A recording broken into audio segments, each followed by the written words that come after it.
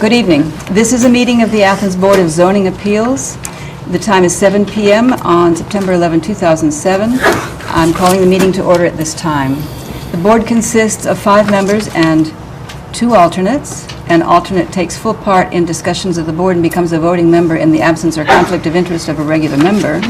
This evening, we have present members Betty Hollow, Roger Gruser, Greg Lavelle, and our alternates Hector Flores and Michelle Draybold.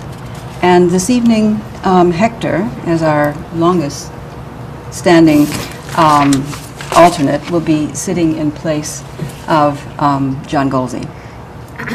Also present this evening are Administrator Steve Pearson, Greg Lavelle, not Greg Lavelle, Paul Eschenbacher, and I'm Muriel Frederick, the chair. Trying to see, I know that Paul's here somewhere. Oh, there you are. Paul Eschenbacher, our acting secretary. And is Michael Miller here from the, yes. We have the City Law Director's Office represented. The board operates according to the following procedure. The chair names and describes the case. The zoning administrator cites the specifics of the refusal. The appellant or representative then will state the case for granting the appeal. Testimony next will be taken from those who support granting the appeal, then those who wish to speak in general comment, and those who support denial of the appeal. Following all testimonies, the board will receive concluding remarks from the appellant. Discussion from the floor then will be closed. The board will deliberate and render a decision. This evening we have a lot of people present who are wanting to make sure that we have all the information we need to make informed decisions. Because there are so many people who will be speaking this evening, we're going to ask that, that you keep your remarks brief, and if what you have to say is going to duplicate in any way what somebody else has already said, we request that you just grant that they've already said your piece, and we will definitely take it under consideration. But we're wanting to keep this expeditious, so do try to keep your remarks expeditious. Let's see. Under Athens City Code 230703B, the board has the power to grant such variances from the code as will not be contrary to the public interest, so that the spirit of the code shall be observed, public safety and welfare secured, and substantial justice done. Athens City Code Section 230910C requires variances from the code shall not be granted unless the board makes specific findings of fact based directly on the evidence provided to it that each and every one of the following 6 criteria are met. 1, there must be a practical difficulty or undue hardship that's caused by the exceptional circumstances pertaining to the specific piece of property. Number 2, there must exist exceptional circumstances or conditions applying to the property or its intended use that do not in general apply to properties in the same zoning district. In preservation of equal property rights, it must be determined that literal interpretation of the code would deprive the appellants of rights commonly enjoyed by others in the same vicinity, while granting the variance would not convey a special privilege. And for number 4, it must be determined that the variance is the minimum required to make reasonable use of the property. That's number 5 is an absence of detriment requirement. It must be determined that the granting of the variance will not be of substantial detriment to adjacent properties, nor materially impair the purposes of the code or the public interest. And last, it must be not of a general nature. The variance can't be of such a general or recurring nature that the situation would more reasonably be handled by changing the law. Any person aggrieved by the decision of the board may file an appeal to the Court of Common Pleas, and such petition must be filed within 30 days after the mailing of the board's resolution to the appellant. Tonight there are 3 cases on the agenda.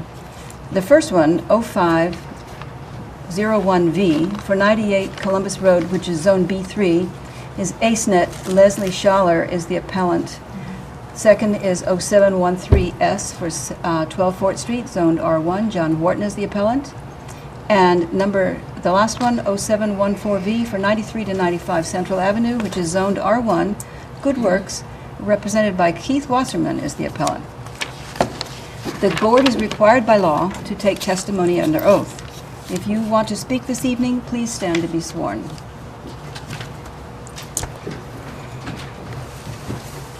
many as I thought. All right. Do you swear that, Laura, do you swear the testimony you give to be the truth, the whole truth, and nothing but the truth? Thank you. All right.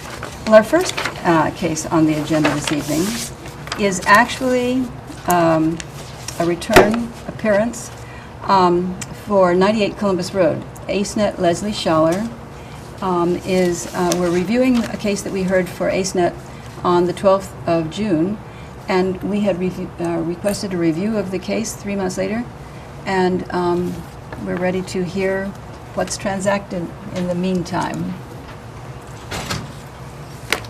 Unfortunately, make copies. I will have them. Okay, thank you. And when you get to the podium, when you state your name and address for the record, would you also affirm that you have already been sworn? Yes.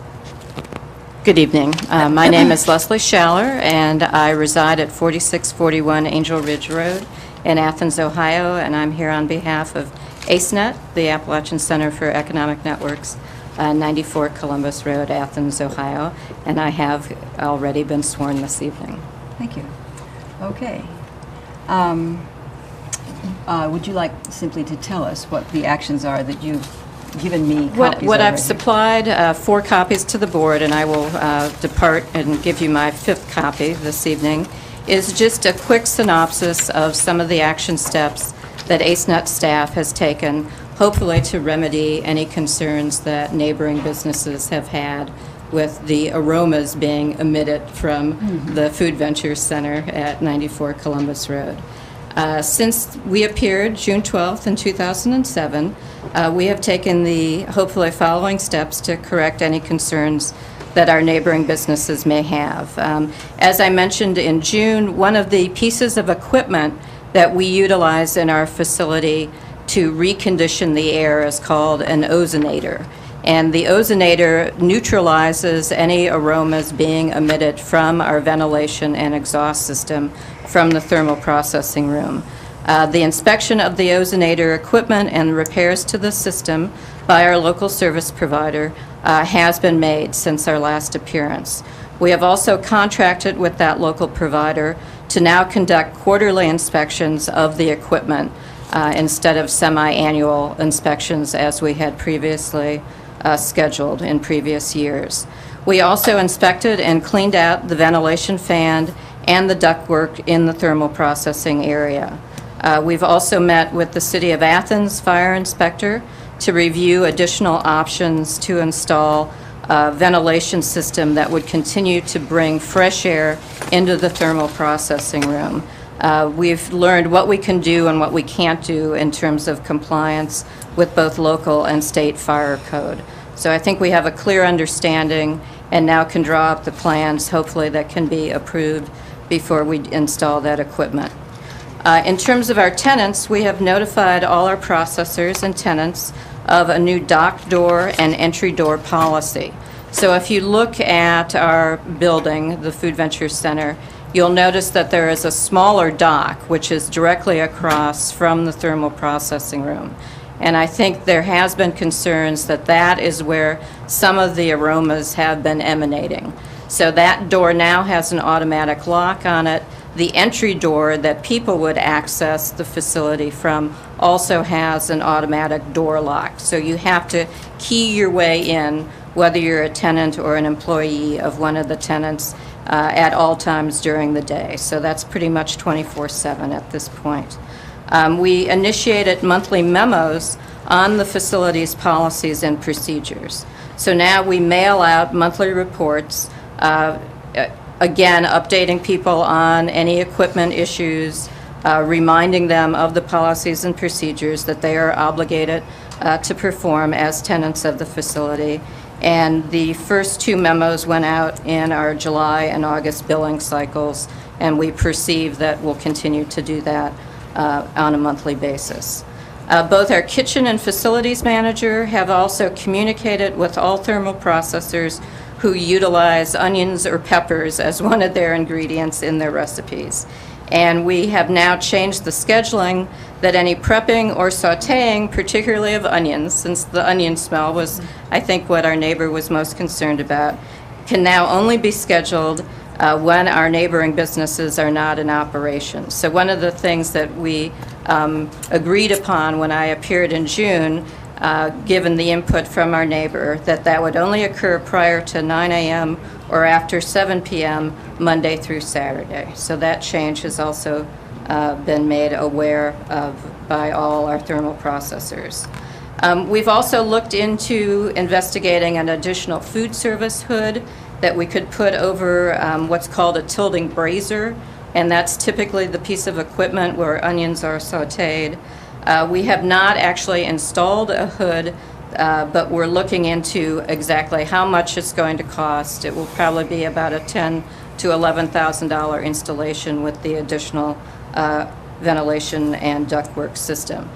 We need to coordinate that with any other additional changes to the ventilation system. And hopefully that's going to cool the air for the comfort of the processors when they're enclosed in the thermal processing room, and hopefully it will endeavor to neutralize whatever scents are going through the ozonator system as well. So those are pretty much the steps that we've taken over the last 3 months.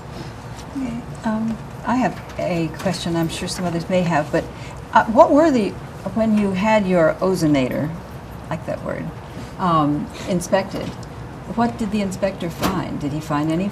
I don't think there was any Problems with the ozonator? malfunction in the equipment. I think it just needed to be cleaned, and now we're, I think what Now we're you're gonna concerned get that about done is on a that we regular just need basis. to do it instead of every 6 months, every 3 months. So I'm not sure in terms of what the additional actual repairs were. We've tried to upgrade it so that it will be, and I'm not the tech person in the facility, so they could probably describe it better. I could maybe get them to send you an email. Okay. I'm not tech either, so, okay, I just wanted to know what the, whether anything defect had actually been found with that equipment, but it just needs maintenance.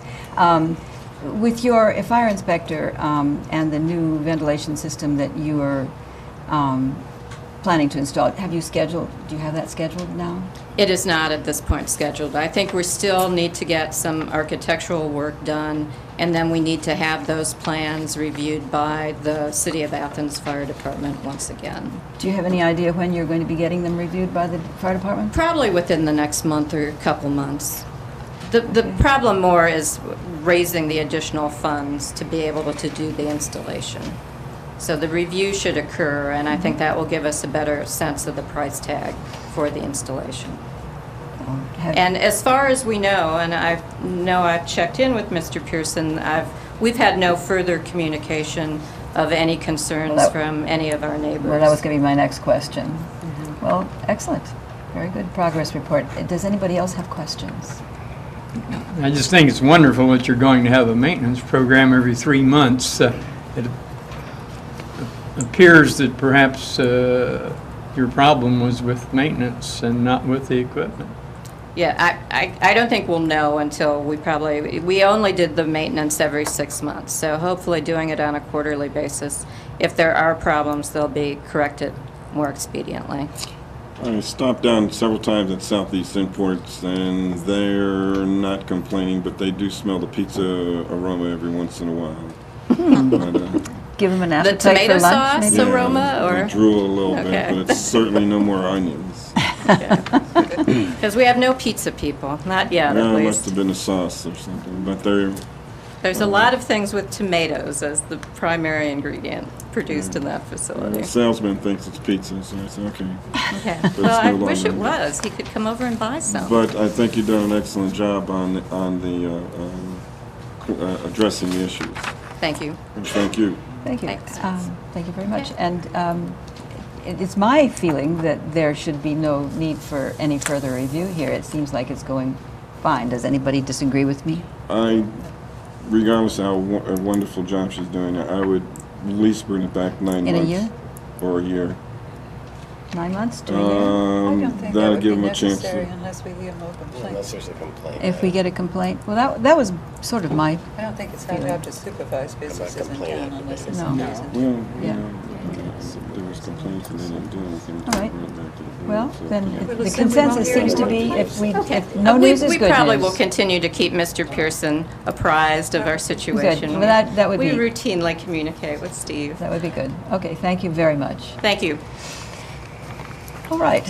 Our second case is for 12 Fort Street. Our appellant is, it's a zone R1. The appellant has requested a substitution of a non-conforming use by another non-conforming use. The request is to substitute an unpaved parking area for 2 vehicles with a paved parking area for 7 vehicles. Steve, could you give us the details of the refusal, if there's something beyond that?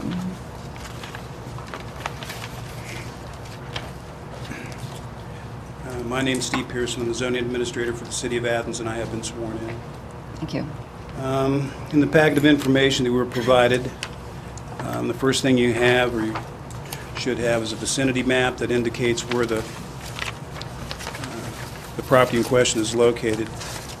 I know it's advertised as 12 Fort Street. The address is 12 Fort, but the activity is taking place on the southern end of the property, which is behind the Armory at the end of Court Street.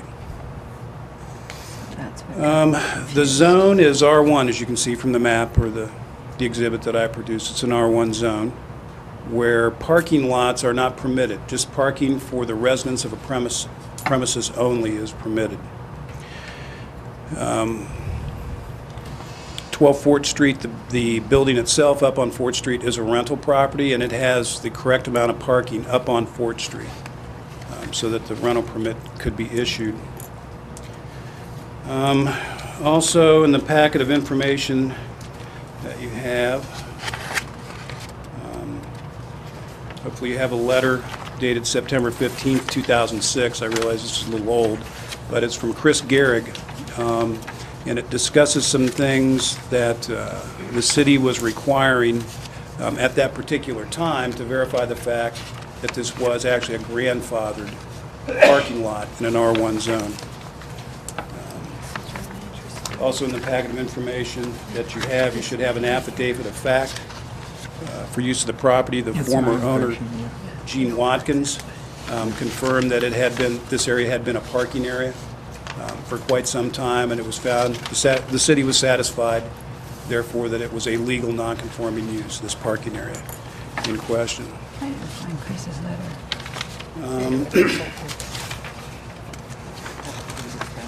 One of the things the city also requested was a survey, Got it. and a survey was conducted by S.A. England and Associates, and you should have a drawing that kind of looks like this. It actually indicates where the gravel parking area is behind the Armory, but the parking's not actually on the lot.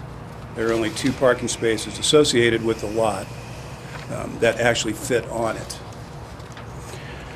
You should have another drawing that looks like this, and what the appellant proposes is to actually move this parking back completely on the lot. It will necessitate the construction of a retaining wall,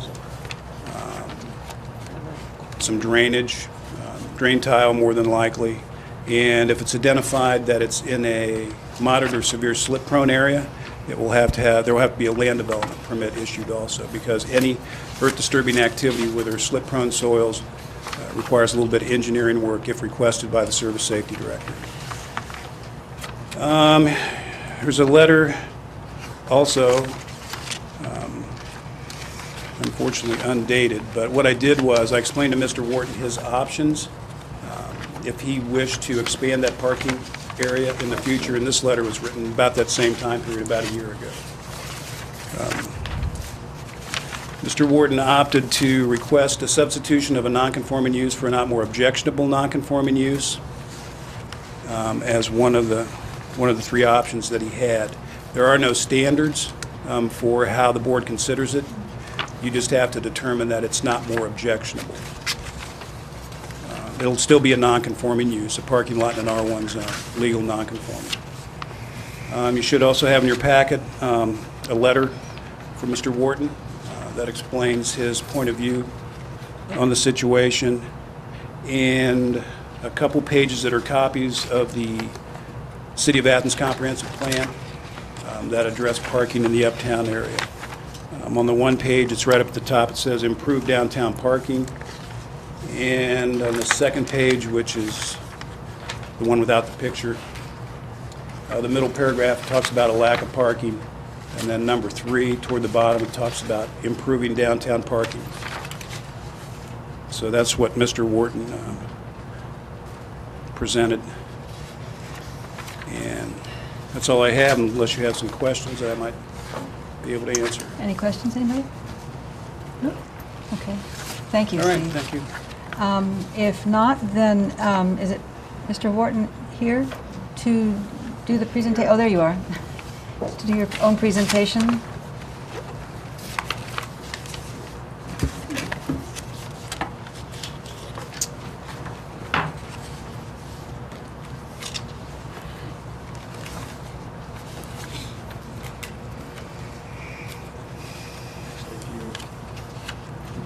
Sorry, the next 6, 7, 8, just the 6, 7, just take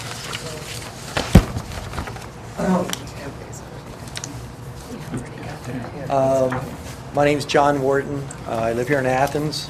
I have been sworn in, and what I've asked to be distributed is 2 of the pieces of the comprehensive plan that the city has recently implemented. I don't think it took a real extensive study for people to realize that there is a lack of parking.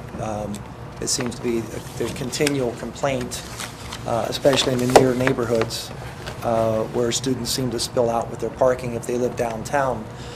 When I bought 12 Fort Street approximately a year ago, there was the parking at the base of the hill. I actually owned 2 lots there that Mrs. Watkins had, and her parents had rented out for like 50, 60, 70 years, whatever, a long time. There's actually 10 cars that park there. It's pretty unattractive, quite honestly. And as with any pretty steep bank, as time goes on, what happens is silt and sediment continues to wash down the hill. And my concern is, as time goes on, it becomes less and less attractive for parking. I noticed that the Masonic Lodge this summer went in and had somebody come in with a piece of equipment and clean out the silt from the back of their parking lot. I inquired with Steve months ago about actually constructing a parking lot, and that's when I was informed that that would be a technical violation. I would lose my grandfathering of a non-conforming use.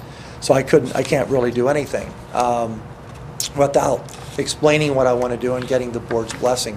What I would like to do is come into the area and excavate some dirt to establish, after it's been engineered properly, to establish a retaining wall, put drainage behind it to prevent any further erosion of the hill.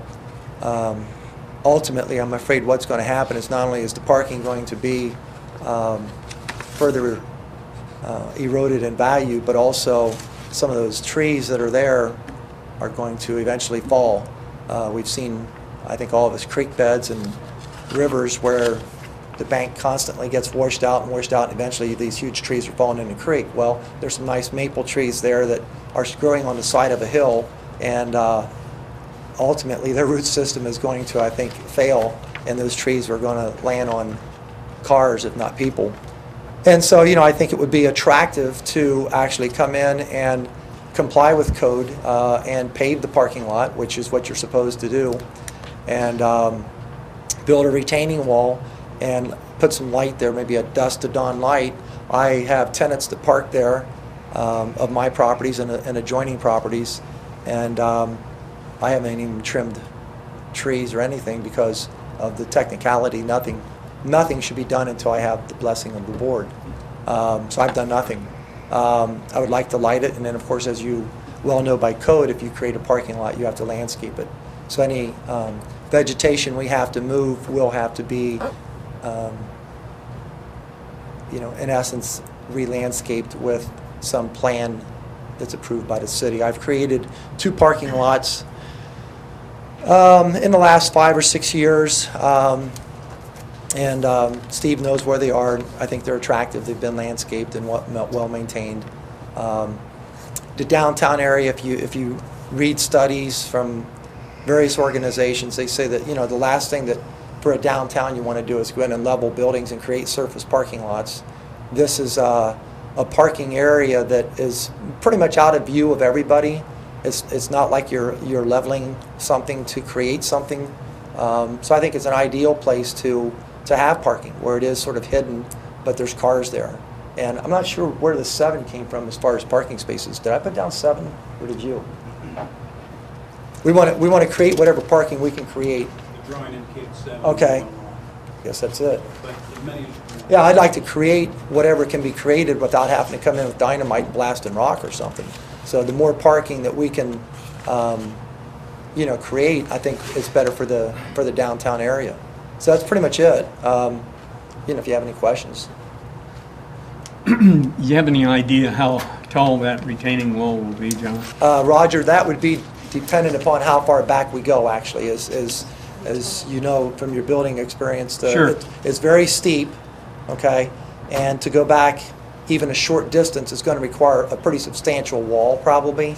I'm not an engineer, but obviously I have built, as most of you know, and even if the city didn't require for it to be engineered, for my own sake, financially, I want to have somebody come in and tell me what needs to be done. There might have to be some dead men placed in the wall, anchored back in the wall to provide stability. I've built a few things, and we've done that before. So I really don't know. I'm sorry, I don't have any answer. The further back we go, the higher the wall would have to be. Yeah, have to be pretty big. Does anybody else have any questions for Mr. Wharton?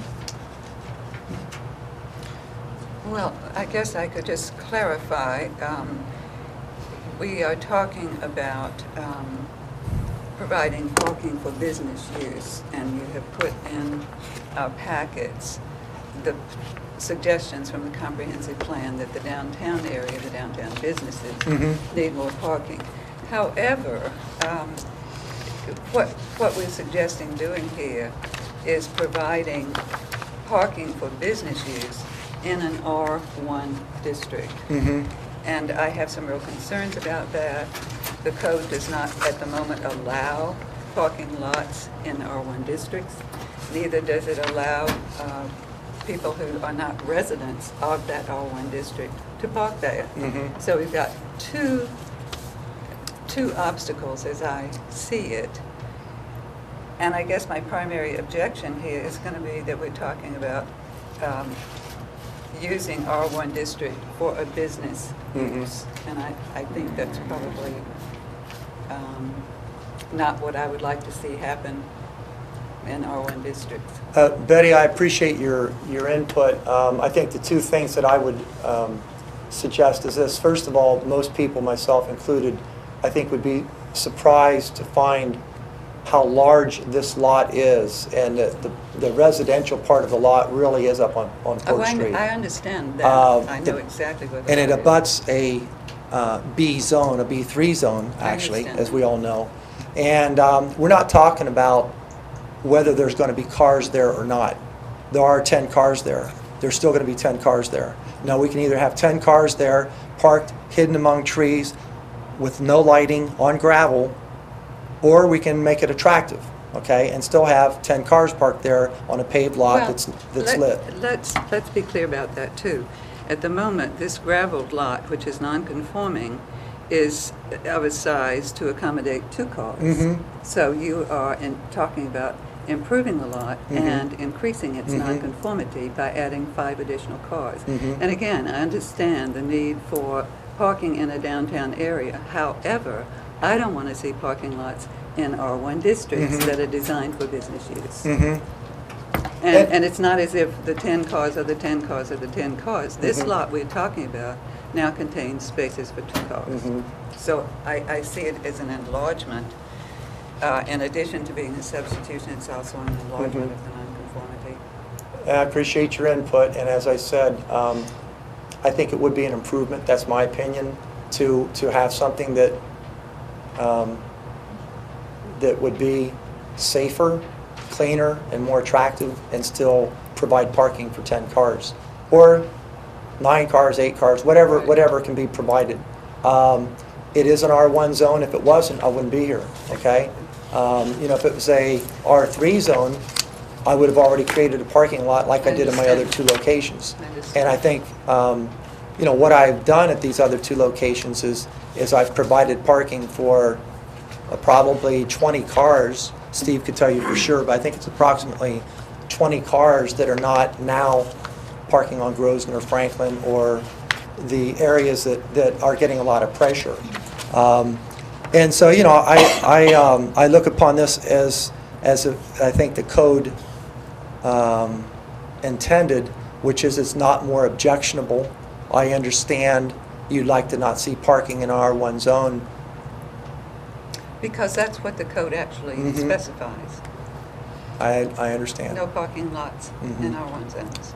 And no parking for people who are not residents. Pardon?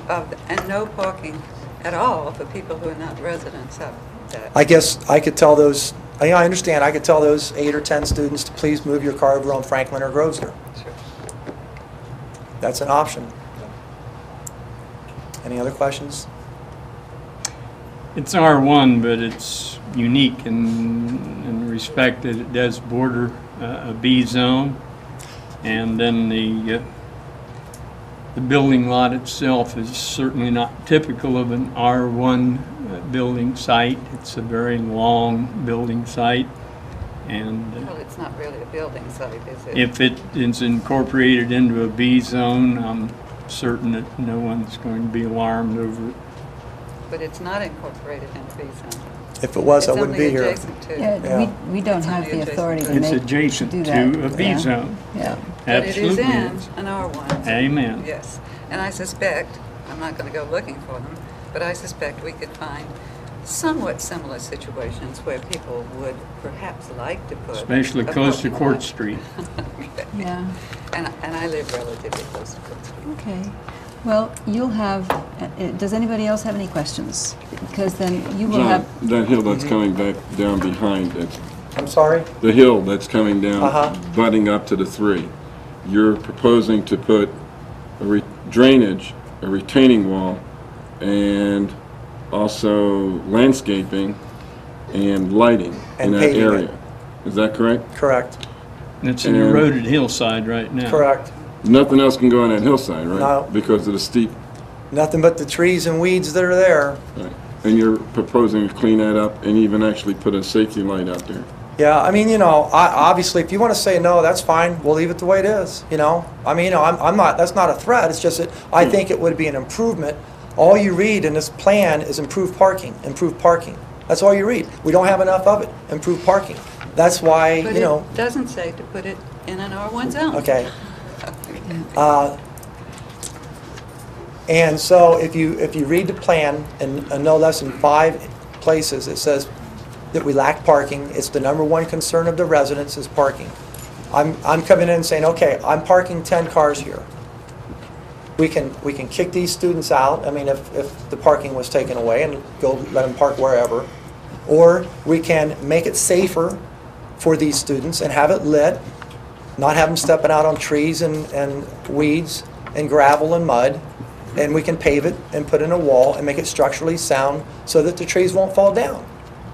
You decide what you want to do, and I'll do whichever you want. That's fine. okay. Thank you. You'll have an opportunity Thank you, to John. rebut anything at a later point. But at this point, is there anyone who would like to speak in support of this request for variance in the audience?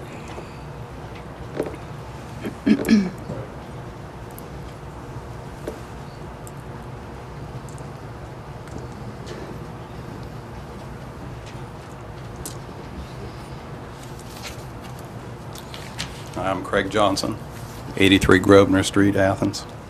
And affirm that you have been sworn? I have been sworn in. Thank you. My wife and I own 14 Fort Street, which is the adjoining property, John Morton's property at 12 Fort. And I do not oppose having parking in the alley at the back of 12 Fort Street. It seems to me a good place for much-needed parking uptown close to businesses. I would prefer that nothing be done and that the 10 spaces that are there would be allowed to exist the way they are, but that doesn't seem to be an option. So in regards to the proposal before you, I have two concerns. The first is that if you allow this retaining wall, which will be very tall, that it be properly engineered. I know anything can be done. Might be cost effective, it might not be cost effective to do it, but if the hillside slope thing is going to require engineering, as long as it's properly engineered, that's okay with me. And the second is that if you allow this type of parking on the back of this property, which is already grandfathered in as I understand it, that somehow there's a restriction that maybe it doesn't need to be, but that it can't be done on the front of the property up on the residential street, Fort Street, where there's a large driveway and could be more parking up there. So as long as you're allowing the parking down below on the alley behind the property where it's close to the businesses, and you can restrict that it doesn't happen up above in the residential area, then I have no objections to this proposal. Thank you. Thank you. Is there anybody else who wants to speak in support? Or in that case, in general comment or in opposition? Would you please come up to the podium?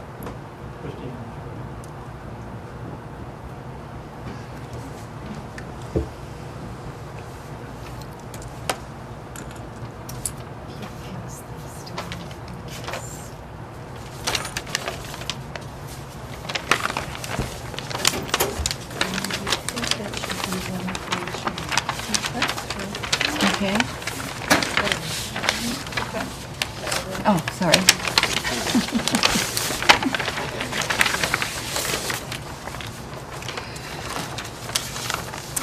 Good evening. My name is Christine Chandler Miles, and I have resided at 8 Fort Street since 1988. My intent with the material, and I have been sworn in. Thank you. I have tried to provide the zoning board with a bit of history from this very area, which is historic to the Athens city area. This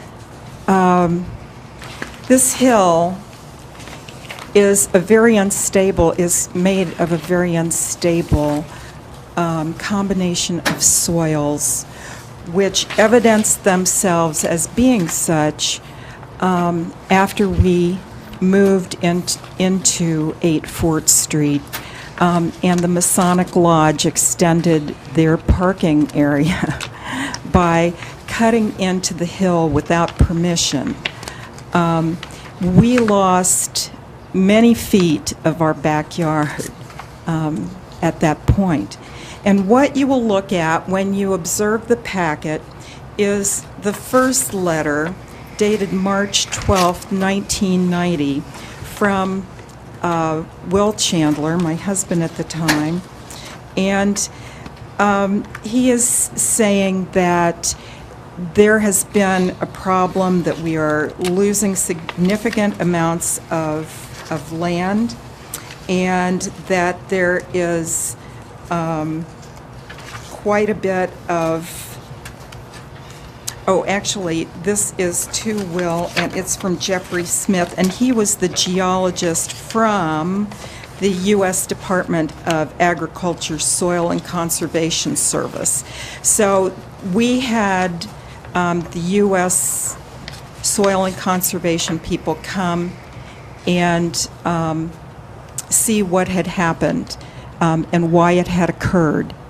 And if you will take a minute and read this information, you will see that they talk about the toe of the area being cut away.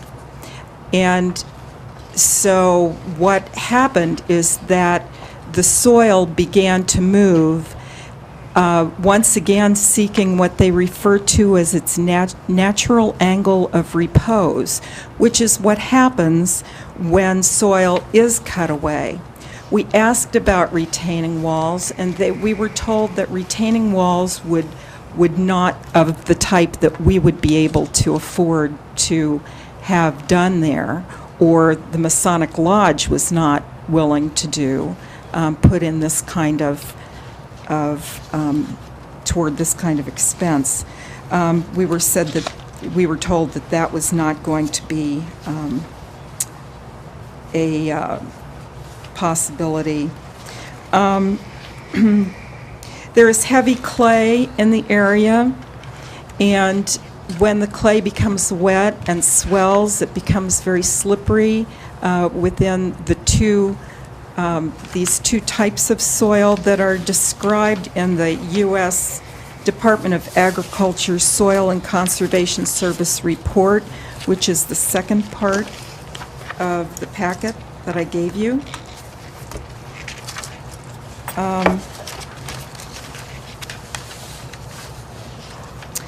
There are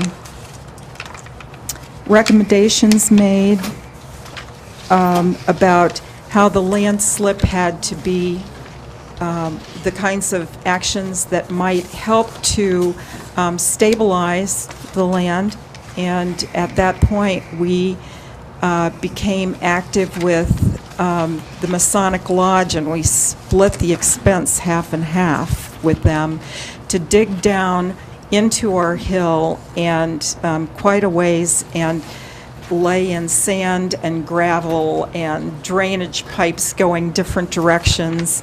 And who knows, but we haven't lost significant amounts of land on our land. However, several years ago, we got the tail end, I think, of a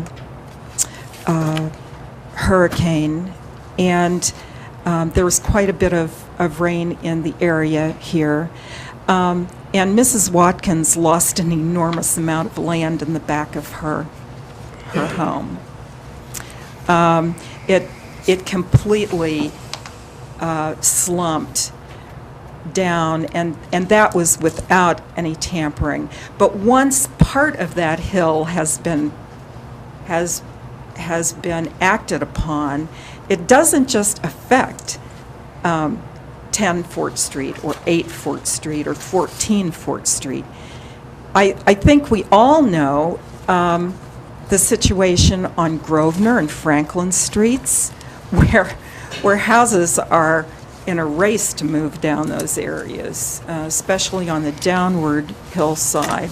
And it's not just an isolated address. We're talking about what one good neighbor does to the next neighbor that has a profound effect on their quality of life. And so to say that this is an appeal to substitute one nonconforming use of the area for another non-conforming use that is no less egregious is a real mistake. This is definitely not what the case would be if there would be cutting done to the bottom of the land there. The other thing I would like for you to take a look at is a packet that we were given about how landslides occur. And I ran that off so that those of us, I know a lot of you on the zoning board have information and experience with building, and I would strongly urge you to look at the county plat map as far as the geological survey and how these different soils interact together in a particularly volatile way before you make any kind of decision that will affect an entire hillside And, I mean, all you need to do is to drive up Fort Street and look at 14 Fort Street to see a huge boulder there in front where there has been land movement from up above, too. So it's a delicate ecosystem there. And then finally, I would like for you to look at the letter that went to Mr. Smith from Ron Chapman, who was the Service Safety Director at the time. And he was mentioning at the time the reasons why what the Masonic Lodge had done was in violation of zoning at the time. So I would strongly encourage that you take some time, hang on to these materials,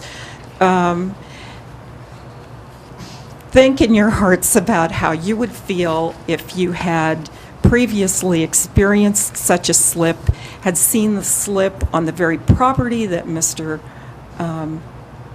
Wharton is proposing to alter, and then on top of that, look at the zoning issues, and I'm sure you'll make an informed decision, whatever that might be. I appreciate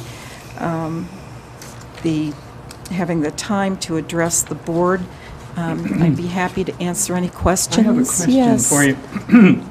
I can certainly sympathize with your the issue that you're having there with, I believe it's a Masonic Lodge. Yes. And what you're saying is that retaining walls are bad things? No, I did not say. Did anyone hear me I'm say sorry. that retaining walls were bad I was left under that things? impression that a Cutting in the retaining wall hills. would be Yes. problematic. Oh, no, I didn't say It'd be that a at good all.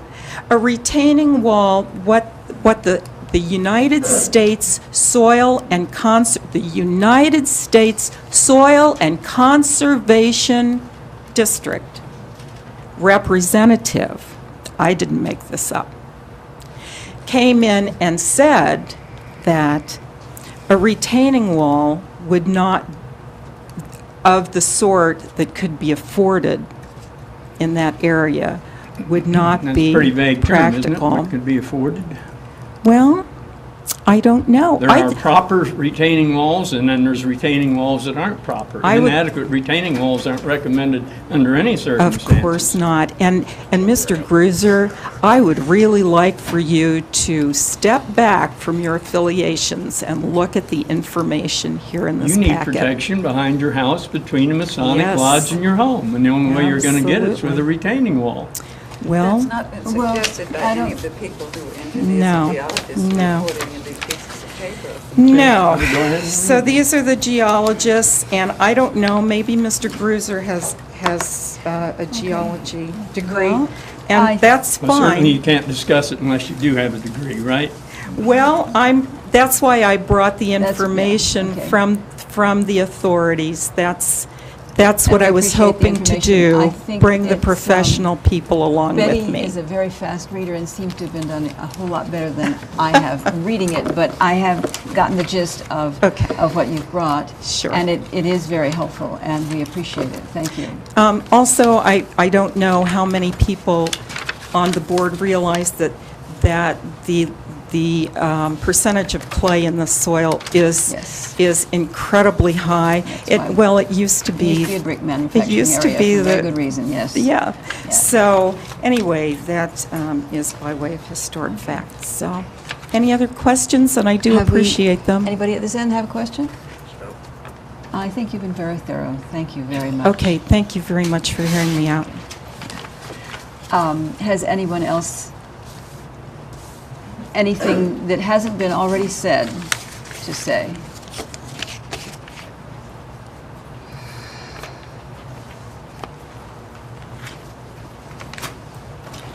I'm Bill Safranik, 34 Grosvenor Street. I have been sworn.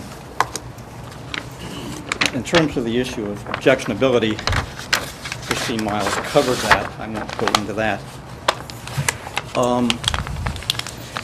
Briefly, though, on the retaining wall issue and the issue of burden and going forward,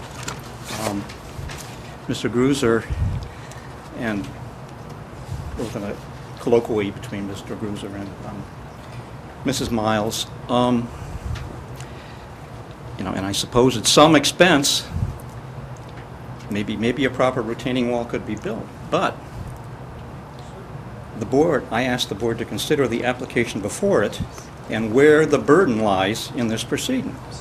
The burden lies with the applicant, and there's no detail about the retaining wall that would be built. No engineering submission.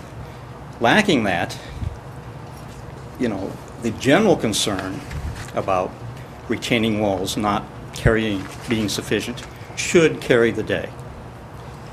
Thank you. If I could amplify some of the concerns that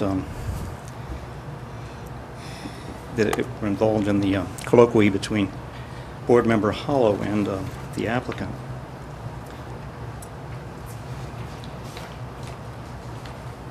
I note that the refusal in this matter says that your request for a zoning permit to enlarge and alter a nonconforming use is refused.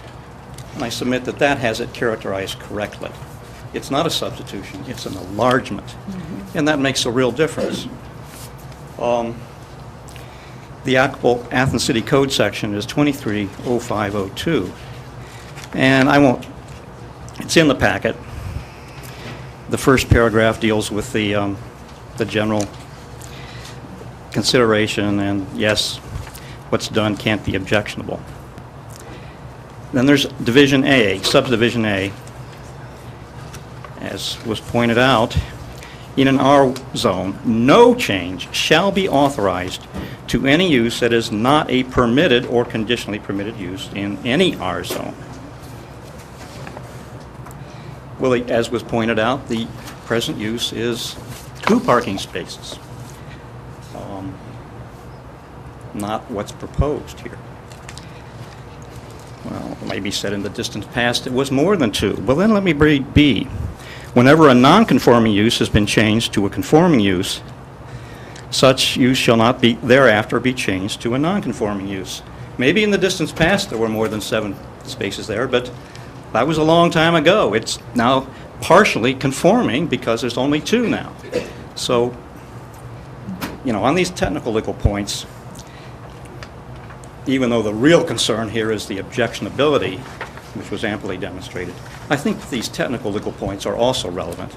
And I submit that they absolutely block it. This is not a request for a variance. These are absolute requirements. No change shall be authorized to any use that is not permitted or conditionally permitted in our zone. Not beyond being a concern, it's the law. It should be followed. If there's a request for a variance later, that's a different matter. But this is the absolute law that should be followed.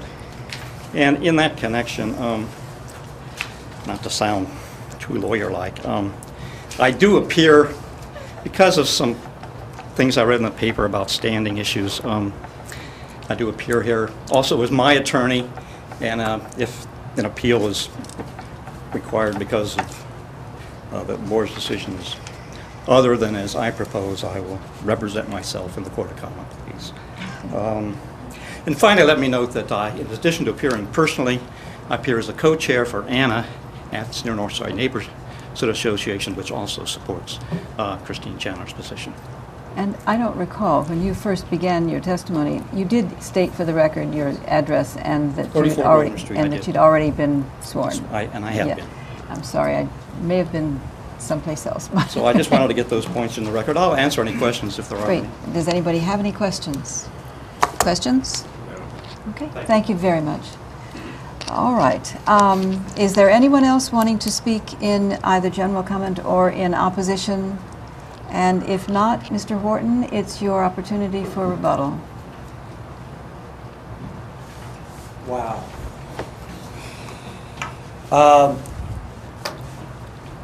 I should have known that trying to do something that I thought was so non-controversial would be controversial, but first of all, to address Mrs. Chandler's concerns, she had mentioned that the Masonic Lodge had violated the code. That's exactly why I'm here. to not violate code, to ask permission to do what I want to do. I didn't bring in a backhoe in the middle of the night or on a Saturday afternoon and start working. I came asking your permission, so I'm trying to not violate the code. As far as Jeff Smith, I knew Jeff Smith prior to his death. Jeff Smith did some work for me. Jeff was a great guy. I tried to get him to quit smoking cigarettes, okay? That did him in. But the fact is, Jeff told me on several occasions, you can build on clay if you keep clay dry, okay? Which is why you hire experts. You find out what needs to be done and how to do it properly. I did not bring engineering plans because I haven't hired an engineer. Why hire an engineer if I'm not going to be given permission to hire an engineer and construct it properly? Okay? Mr. Gruser brought up the question as to the size. I don't know what the size would be because until you actually come in with somebody that is an expert in the field of geology and engineering, you don't know what you can do. That's what I'm trying to decide. What can I do? The starting point was here. If you say I can't do anything, why would I hire an engineer or a geologist? You know, I'm sorry that, and you know, the fact that there was some erosion or loss of soil to Mrs. Chandler's yard, the only yard or lot that would be impacted by putting in this wall is mine. I own 2 lots. It's quite an extensive distance, and it would seem that that concern would be even more of a reason to come in and stabilize an already precarious geological situation. The hill is falling, okay? It's not like maybe going to erode, it is eroding, okay? Go look at it, you'll see. It's falling down. I want to stop it from falling down. And, you know, I'm sorry that we always have to create work for attorneys. As you can see, I don't have any attorneys with me tonight. I have no idle threats here. But as I tell people in my office, I do not get intimidated or impressed easily. And, you know, if you know, it seems like you're being told, geez, if you don't find my way, I will appeal. And that's not what sort of was said, that's what was said. And, you know, that's unfortunate, you know, but I came, you know, offering what I thought was a very simple request to improve a parking area that's parking now. It's been parking for 60 or 70 years. It'll be parking 60 or 70 years from now. You're simply going to determine how attractive or unattractive that parking is and how safe it is. That's up to you. But thank you for your time. Any questions? I don't have a question, and this will allow Mr. Wharton to have a further say, but since I have read this, and perhaps you have not, I'm going to point out what was said in this 1990 report from the Department of Agriculture Soil Conservation Service. They say that there are 3 possible solutions to the slip that occurred at number 8. Okay. First option is to do nothing. Soil, material, and a few trees will continue to slide down into the Mason's parking lot. With this course of action, maintenance will be required in the form of cleaning the parking lot, etc., etc., etc. The second approach to the land slip problem would involve taking action in the affected area. After viewing and discussing the problem with our area engineer, it was decided that a minimum of land smoothing be accomplished in the affected area to eliminate any areas where surface water might pond. The 2 trees on the left of the landslip should be cut to prevent them from falling over the rock escarpment and taking soil material with them. Our engineer suggested that any land smoothing be accomplished by hand because of the vibration that heavy equipment would produce on the site. Our area engineer voiced serious concern that heavy equipment working on the site could set off even more soil movement. Blah, blah, blah, blah. Till the ground with a rototiller. Blah, blah. A third approach exists that should be considered if the landslip encroaches farther. This would involve some type of piling system that is anchored into stable geologic material near the top of the landslip. A consulting geologist such as Dr. Jeffrey Smith, no longer with us, should be contracted if this approach is being considered. So it's not going to be perhaps just a terribly easy solution in any case. If I could respond to that, actually I hired Jeff Smith when I built my parking garage at 32 North Congress.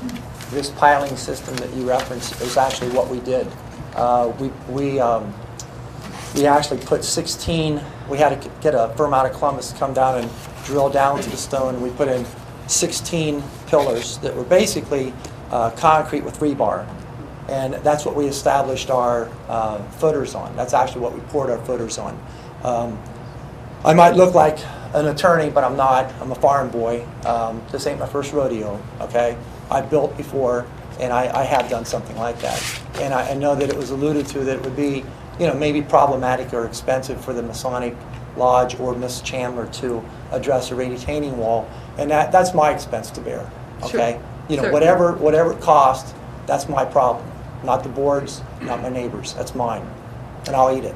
Yes, I'm not talking about your cost. I'm simply pointing out that there are various solutions, and disturbing the ground may not be a desirable solution for the people adjacent to your property above on Oh, Brook absolutely, Street. Betty, and there would be liability Right. there from my standpoint. Right. And, you know, having a lot of experience dealing with attorneys, good or bad, I always keep liability of concern. Okay. Thank you. Right, well, with that, I'd say we will close discussion from the floor. And have we, I'm sorry, Comment from Steve. Oh, I- Can't see him. over there in the corner, you're not visible. All right, sorry. Just a couple points that I think of clarification and correction. City of Athens adopted its land development ordinance in 1989. And prior to that, there had been problems with activity earth disturbing activity in town, but there was no local regulation. So in 1989, the land development ordinance was adopted by council. And it identifies the service safety director as the administrator for that program. So if you need a variance or not, it doesn't matter. If you're working in these soils that have slip potential, you have to submit information to the satisfaction of the service safety director before you can get a permit. So even if a variance is granted, and this is just a theoretical kind of thing, it could be possible the land development permit couldn't be approved, and therefore it wouldn't go forward. It would only go forward if the service safety director was convinced that it met the requirements of Title 27, which is the land development ordinance.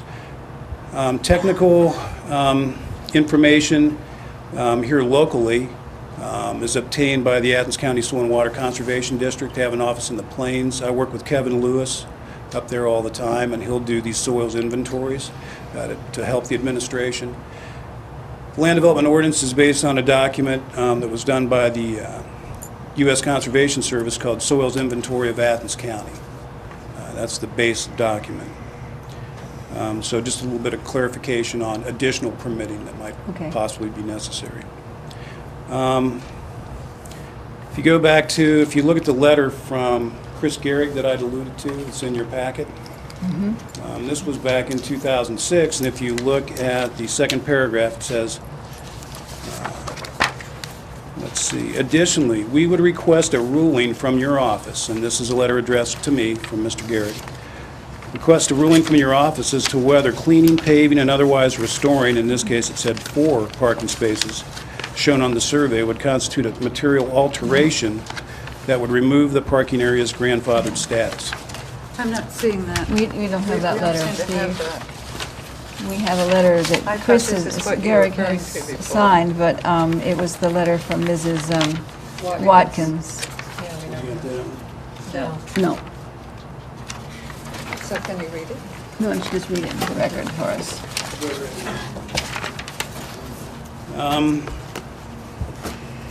This was addressed to Mr. Steve Pearson from Chris Gehrig regarding, in this case, was referenced as 7 West Carpenter Street. Dear Mr. Pearson, This letter is written to follow up on our earlier conversations regarding the use of the parking spaces located at 12 Fort Street for the outdoor cafe operated by Bronies at 7 West Carpenter Street. Enclosed with this letter are copies of the warranty deed restricting the use of the 2 spaces for the Carpenter Street property, a map showing 2 legal parking spaces, a map showing 4 parking spaces, and a copy of the Gene Watkins affidavit provided earlier to your office. Mr. Wharton would like to resume operation of his outdoor cafe with 2 parking spaces committed to the dining area and 3 spaces used for parking at the Brony site upon your approval of the materials submitted. Additionally, we would request a ruling from your office as to whether cleaning, paving, and otherwise restoring 4 parking spaces shown on the survey would constitute a material alteration that would remove the parking area's grandfather status. I appreciate your assistance in this matter. If you need any further information from my office, please let me know. And then the letter,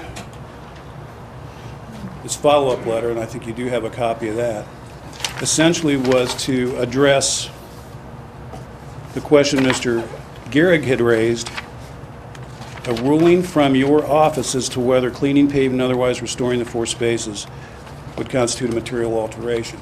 What then was done was a letter was written to Mr. Wharton by me, copied to Mr. Gehrig, that essentially said, yes, it would, as Mr. Wharton had said, you'd lose your grandfather if you went in there and tried to do too much with it. Okay.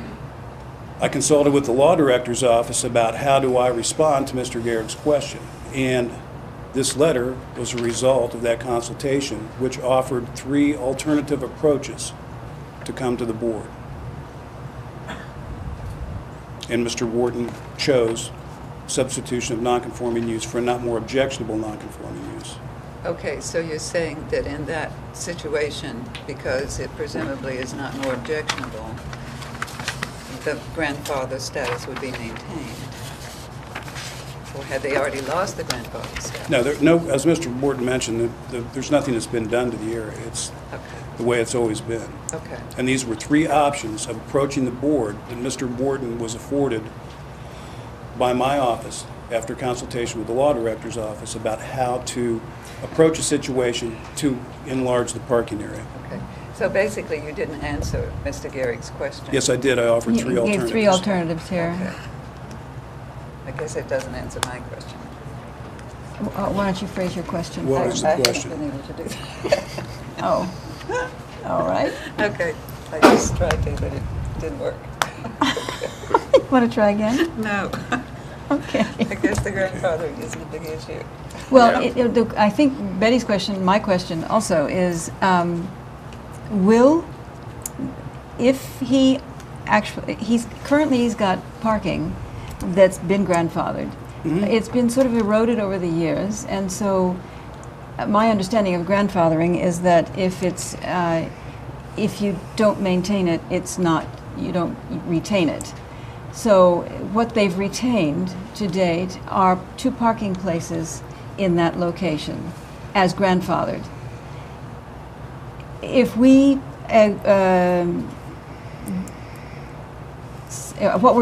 what's being suggested is that we substitute for those 2 grandfathered spaces 7 new 7 to spaces 10. 7 to 10 new spaces that are in this improved enlarged parking lot.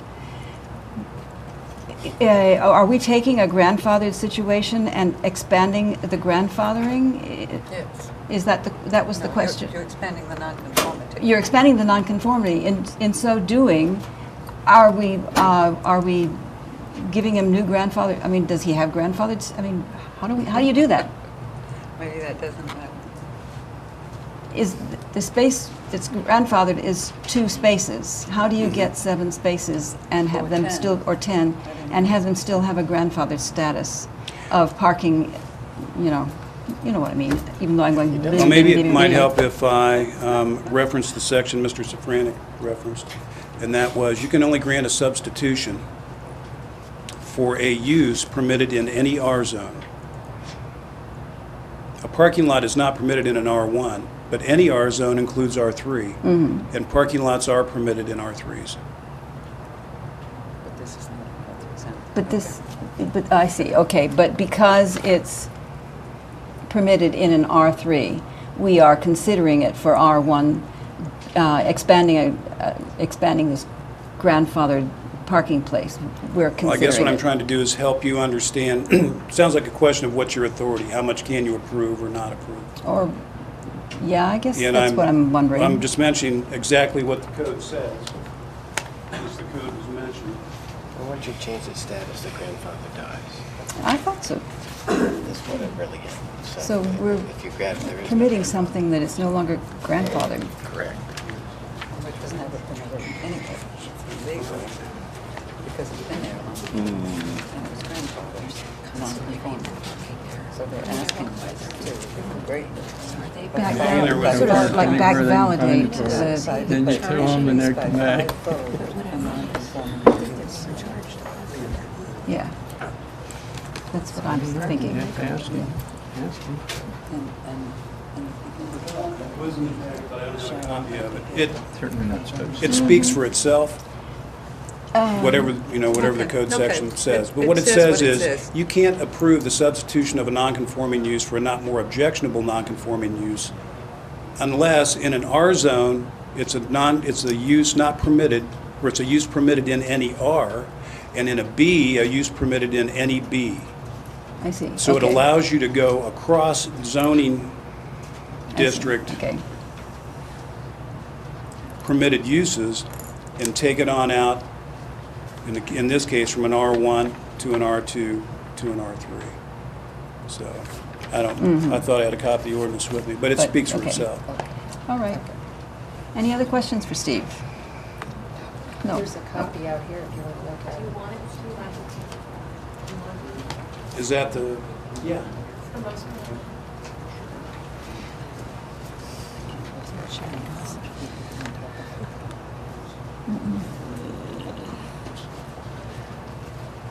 We can.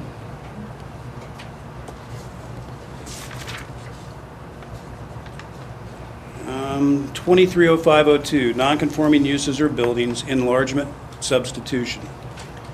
No existing building or premise or the use thereof not permitted in the zoning code in the zone in which such building or premise is located, except when required to do so by law or order, shall be enlarged, extended, reconstructed, substituted, or altered, unless changed to a use permitted in the zone in which such building or premise is located, and except as follows. A, substitution. When authorized by the BZA, the substitution of a non-conforming use for a not more objectionable non-conforming use may be made. However, in an R zone, no change shall be authorized to any use that is not permitted or conditionally permitted in any R zone. Okay. So R3 is an R zone and it permits parking lots. So I would contend that the approach taken tonight, I heard some mention about legal technicalities. I think it is technically legal. But of course, I'm not an attorney either. Okay. All right.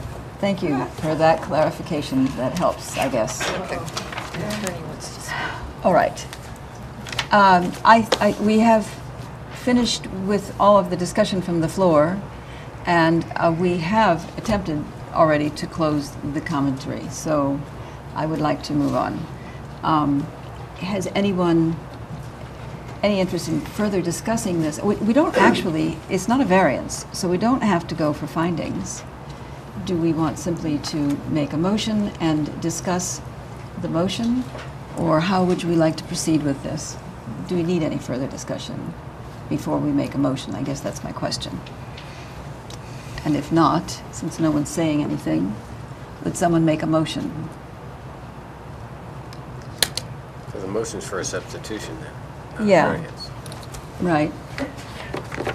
Simply to substitute the bigger for the smaller. the bigger for the smaller, on the theory that it's on the, That's objectionable. yeah, that it's not more objectionable. Okay. And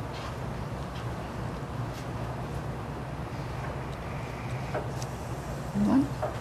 Phrase it and let's go.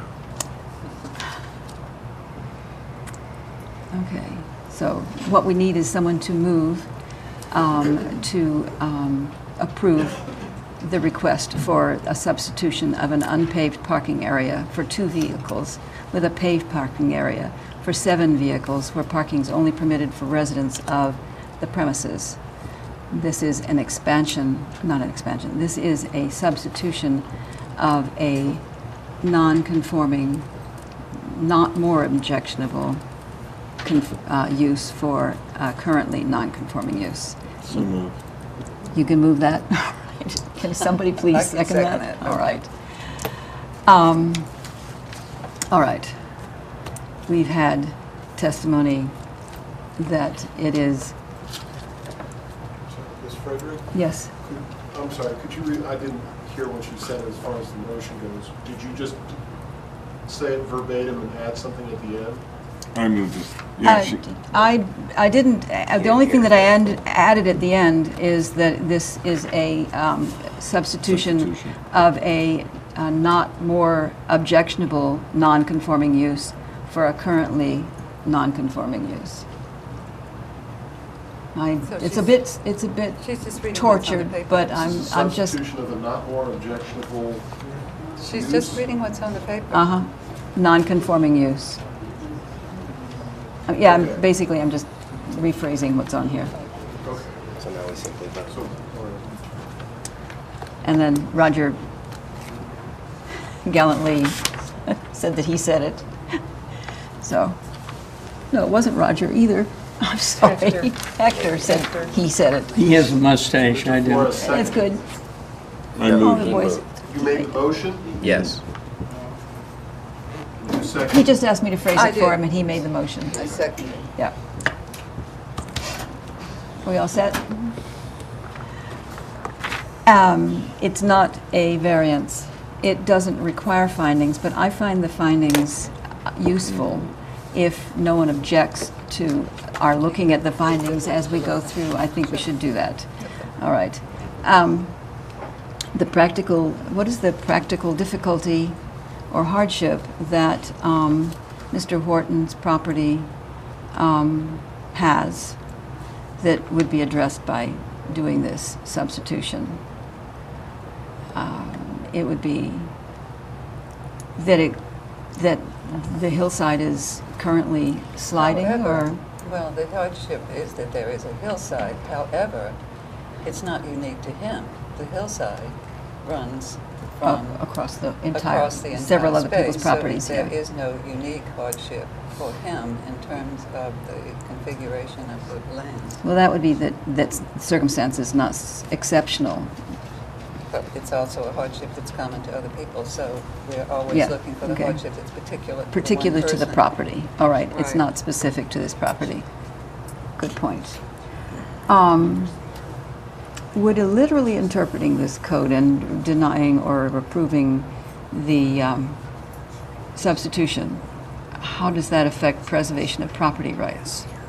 I think it'd give Well- special property rights. Yeah, this is a property that has, to some extent, had special property rights, as the previous owner testified for about 50 years. It's been a non-conforming property. And now what we're being asked to do is to increase the non-conforming property from, 4 times or 5 Yeah. times larger than it used Well, to be. if you read they had 7 parking spaces, okay? Nobody did any maintenance on those 7. He lost 5. He bought the property. He wants to He improve it. bought the property with There's still 2. parking. But, Two. yeah, but now there's only 2 because There There's was- always been just We don't know that there were ever 5. Well, you know, Yeah. if there were at one time 5 and it was not maintained as 5 for more than a year, it stopped being 5 and became whatever was still there, because the whole, So- you don't maintain a grandfather status without, you don't retain a grandfather status without maintaining it over the course of a year. I believe it's 1 year of not using it that way, that you then lose the Okay, so- status. I may be wrong on that, but I do know that once you've not used it that way for a period of time, that it's no longer there. So he didn't have, when he bought it, And- 5 okay. parking places. But he's still a little bit, that would improve that whole area, not only for the hillside. I put a retaining wall in my backyard. It cost me $9,000. He's going to be putting some big money into it. Yeah. And And if not you're- only that, there's no light back there. And it'll have to be engineered to the approval of the... Right. Well, I'm not going to quarrel about the engineering part, because Steve has pointed out that really isn't something that That's we not have our to job, determine. sure. What we have to determine is about the preservation of property rights at this point. Would he be denied his property rights if he weren't able to improve this parking lot? No. I don't see how you could figure that when other people are not allowed to put parking lots in R1 districts, or Well, I to think allow this is people a to park there who are special- not residents of the area. And particularly, since I've already said about 20 times, Yes. this is going to be for a business use.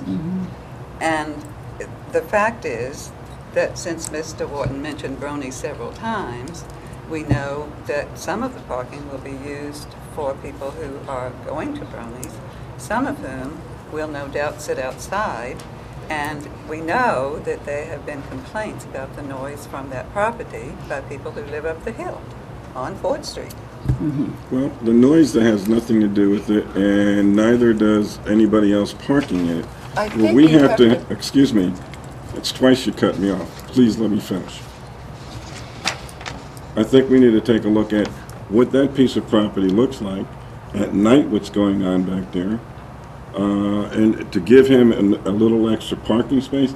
I know he's going to put in big money to do that, and you think he's going to let a retaining wall fall down or hurt another people's property? He's got a liability on that. I don't think I was That's talking the about that. improvement. We're taking something that's crappy right now and saying, can we make it better? Yes. How do we know that a retaining wall, though, without having the proper surveys and? He'll have That'll to have do to be it. done. He has to Yeah. have it There's done. no We don't risk know there. that that will further erode It the. has to be done. He Steve's could- assured Steve us already that if it assured us happens, that it it'll has be to be done. He happening under could the approval theoretically. of an engineer. Yeah, he could theoretically get a permission from us to do it and then not get permission from the city Exactly. to do it because it wasn't physically possible to do it safely. That is up, that's also. The only thing we have to do here is not determine whether or not it could be safely done, is whether or not we can grant it within the restrictions of the code that we're required to follow. And because we have only got a very restricted authority to do what, to grant variances and other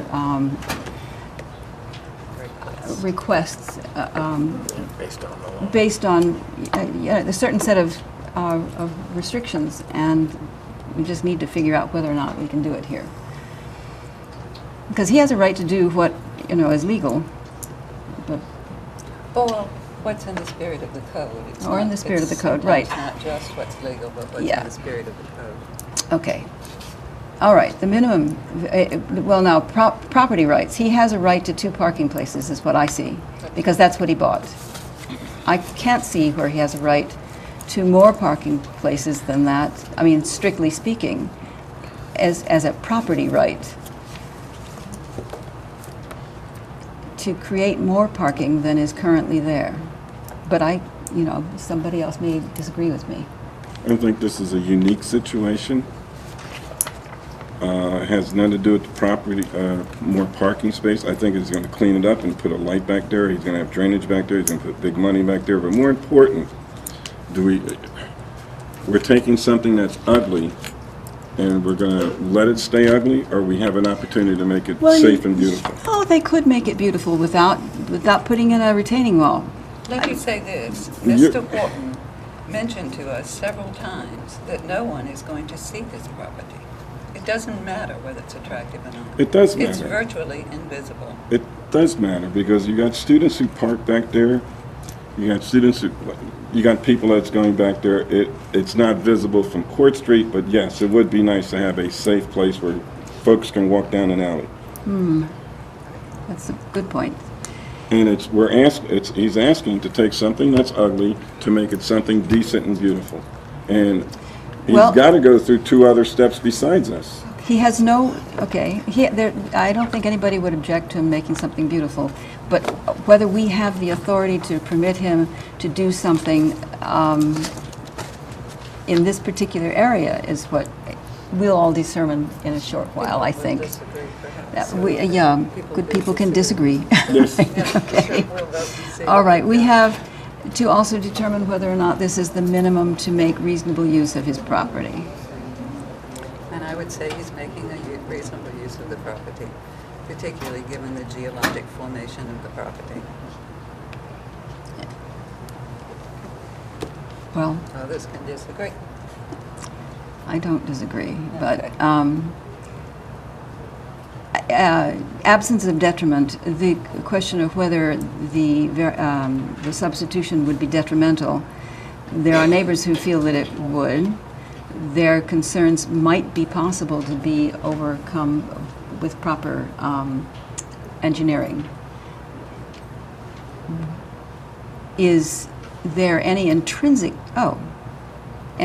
detriment? The only one that I can see is that it's not a permitted use in an R1 neighborhood, And it's a slip-prone area. and it's a slip-prone area. Okay, should we vote? Okay, and not of a general nature. I guess it's not. Although the whole town is built on this slippery stuff. Are we ready to take a vote on this? And I need to go get some water shortly. Roger, shall we begin with you? I vote yes. Betty? I vote no. Yes. No. I also vote no. Because of all the things we've stated. Okay. Okay, if Mr. Wharton decides that he wants to object, he can do so once he's gotten his letter from the Code Enforcement Office. I would like to, I think I would like to go get a drink of water. I say 5 minutes. We're going to have a 5-minute recess. It'll just be very brief.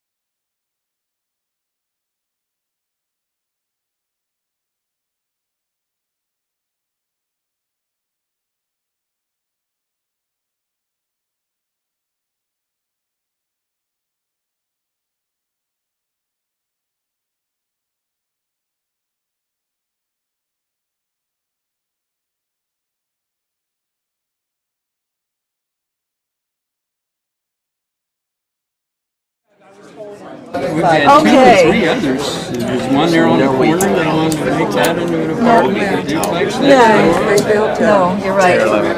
Not everybody was sworn, so only a handful did. Oh, Which I'm sure there was yeah. setback issues. Who did that? Who asked that? State all of that, so that people who are out there understand that this has been expanded, and Yeah, been well, expanded, and been given privilege. all right. Yeah.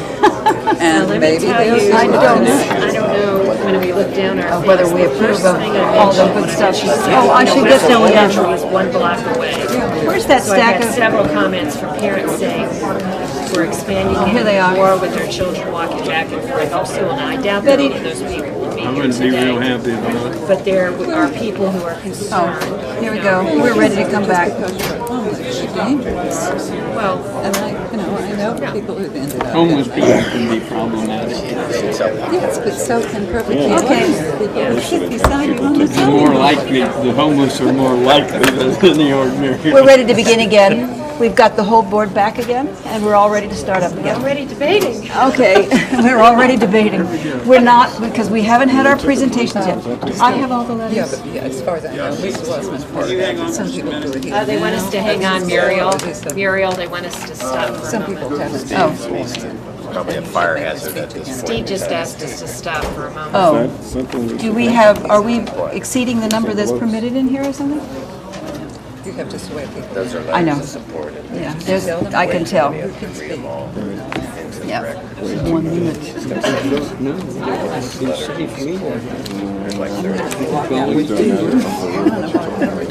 He's doing that to overhead. I didn't, I mean, Steve did say that we're supposed to wait a minute? Well, yeah, and What's it's a happening? matter of, Oh, we're not here to, we all agree with everyone here. This is ridiculous. It's a wonderful, How many people are allowed in this room? not on such a lot. Probably not well, this we're one. not going to. That's all it is. It's a We question don't of- get real.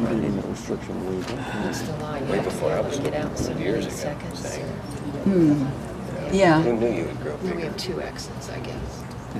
well, there's only one exit, and it's right, well, there's actually 2. Over here. Where's the other one? Back Oh, here. that's an exit also. Thank you. Apparently, we're not able to proceed, even though I told you all that we were ready to proceed, because there's a, good point. It was pointed out that I can, however, swear you in as we're waiting.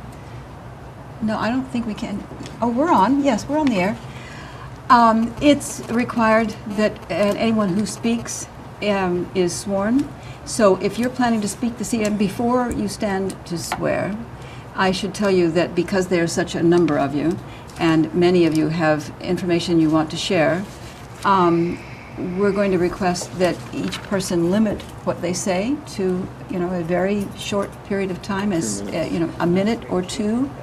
And if someone has already said what it was that you were planning to say for us, please let them steal your thunder, because, there's going to be plenty in here.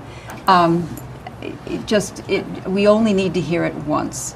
You can stand and say, I agree, if you care to, but just, if it's already been said, don't beat the horse, okay? Now, anyone who is planning to speak this evening, however, if you haven't been sworn already, would you please stand to be sworn? Well, there isn't an enormous number of people who are planning to speak in any case. I've already been sworn.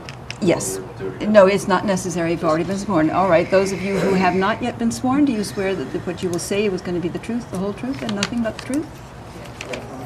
Thank you. All right.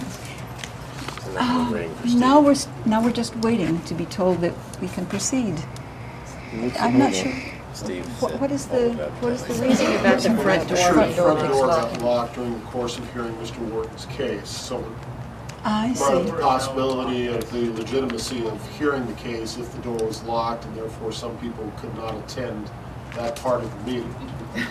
Mr. Pearson is now making sure that the door is unlocked and seeing what the exact problem was. And that we're all So here goes legitimate. the court case, the door was locked. Okay.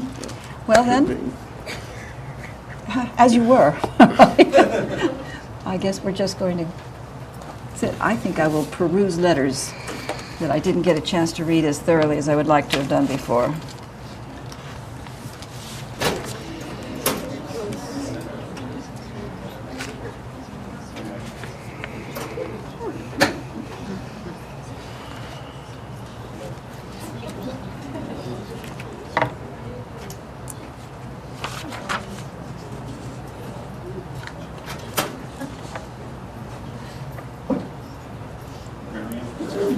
We ready to go? Oh, good. Okay. Then, we're ready, Steve. The case that we're here to, we're planning to listen to now is for 93 to 95 Central Avenue. It's case number 0714V in Zone R1, Good Works, with Keith Wasserman as the appellant, requesting a modification to conditions attached to a previous resolution to request to expand the floor area of the structure, where such an expansion required prior BZA approval. Apparently, we're wanting to expand further. Would you like to give us the details, Steve? Sure. My name's Steve Pearson. I'm the zoning administrator for the City of Athens, and I have been sworn in. First thing I'd like to do is ask the board, in relationship to a workshop that we had recently pertaining to requests for public records, and anyone who appeals a decision of the board has that right to do so in the Court of Common Pleas. And whenever that happens, there'll be a request for a transcript of the meeting, and that's an audio transcript. So if you would, speak loudly, clearly, toward the microphone if possible, because, you know, if we can't hear what's going on right here, we're not sure it's coming over the tape. And the tape is the official record. Where is the tape being done? And that's where the transcript will come from. Is the In the tape, mics. the tape Right. is in the recording studio there, right? Right. Yeah, okay. Yeah, in a normal circumstance, we're running an audio tape and they're running an audio videotape of the meeting. The minutes are fine-tuned off of both of those recorded documents, or at least one of them, just for your minutes every month. A transcript, though, is a word-for-word, what happened in the meeting. Paul, have you had problems in a recent past with finding things audible? Occasionally, yes. Okay. I've So- been able to figure it out eventually, but, Well, And usually, we're just dealing with your meeting you minutes. could, in the... well, that's why I the- brought it up with the motion for the previous case, that I want to make sure. I heard. Gotcha.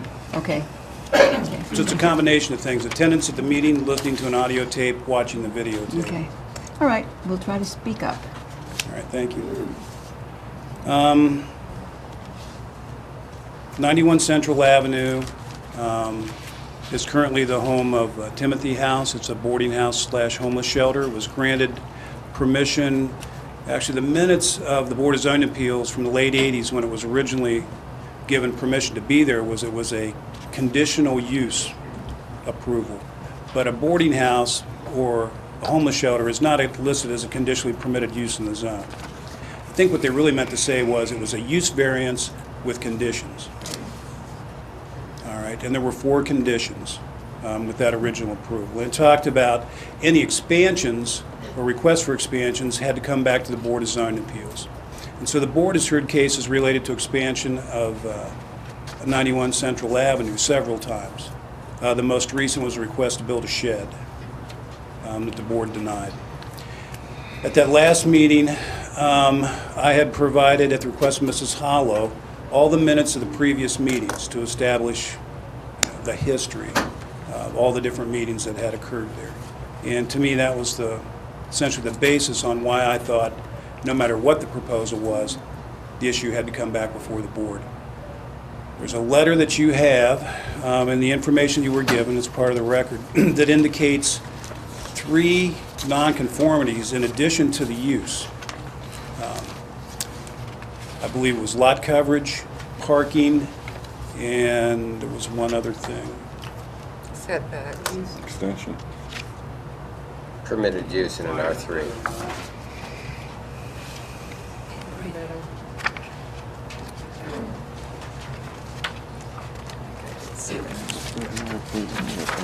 And it's a letter dated August 30th, 2007 that I sent to Ms. Sherry Gull. And there was a copy of this, and there should be a copy of it in your packet of information. In addition, the proposed use of the reference property as an extension of a boarding house previously approved by variance from the Board of Zoning Appeals, and with attached conditions, I would note the following. If the lot where Good Works now exists were combined with the subject lot, which is a proposal to combine 91 and the lot where 93-95 Central is located, The total lot area divided by the proposed lot coverage would be 37%. 30% is the maximum that's permitted in that zone. Number two, there would be only 5 parking spaces for clients and staff. Table B, Section 2311, off-street parking requirements require 1 space for each permitted occupant, and 1 for every 300 square feet of floor area for office use. Current occupancy is 15. The proposed use is not listed as use permitted in the zone. Boarding houses first appear as a permitted use in R3 multifamily zones. The subject property is located in R1 single-family zone. And then I put, as the board reviews the case, I will defer to them if a use variance, parking variance, and coverage variance are necessary, or if they just consider this request as a modification to a project previously approved by variance with conditions. So that's, I left that up to you, how you wanted to handle those nonconformities. Okay.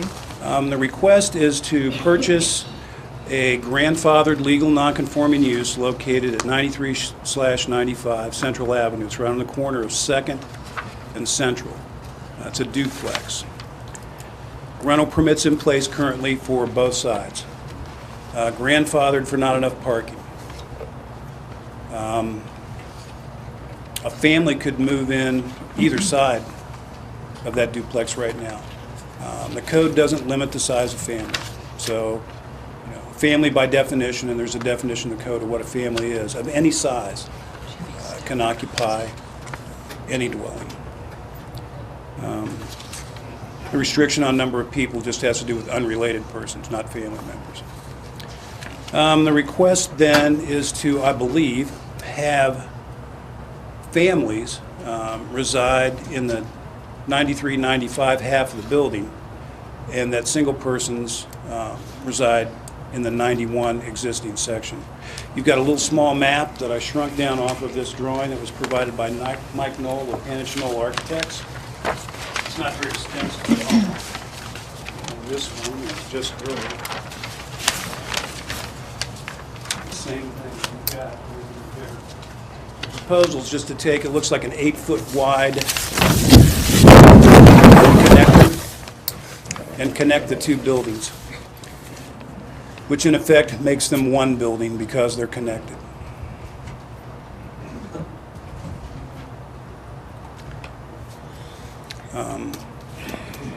So that's just part of their proposal, is to connect the 2 buildings. And I'm not sure why that's necessary. They could explain that if you have that question. I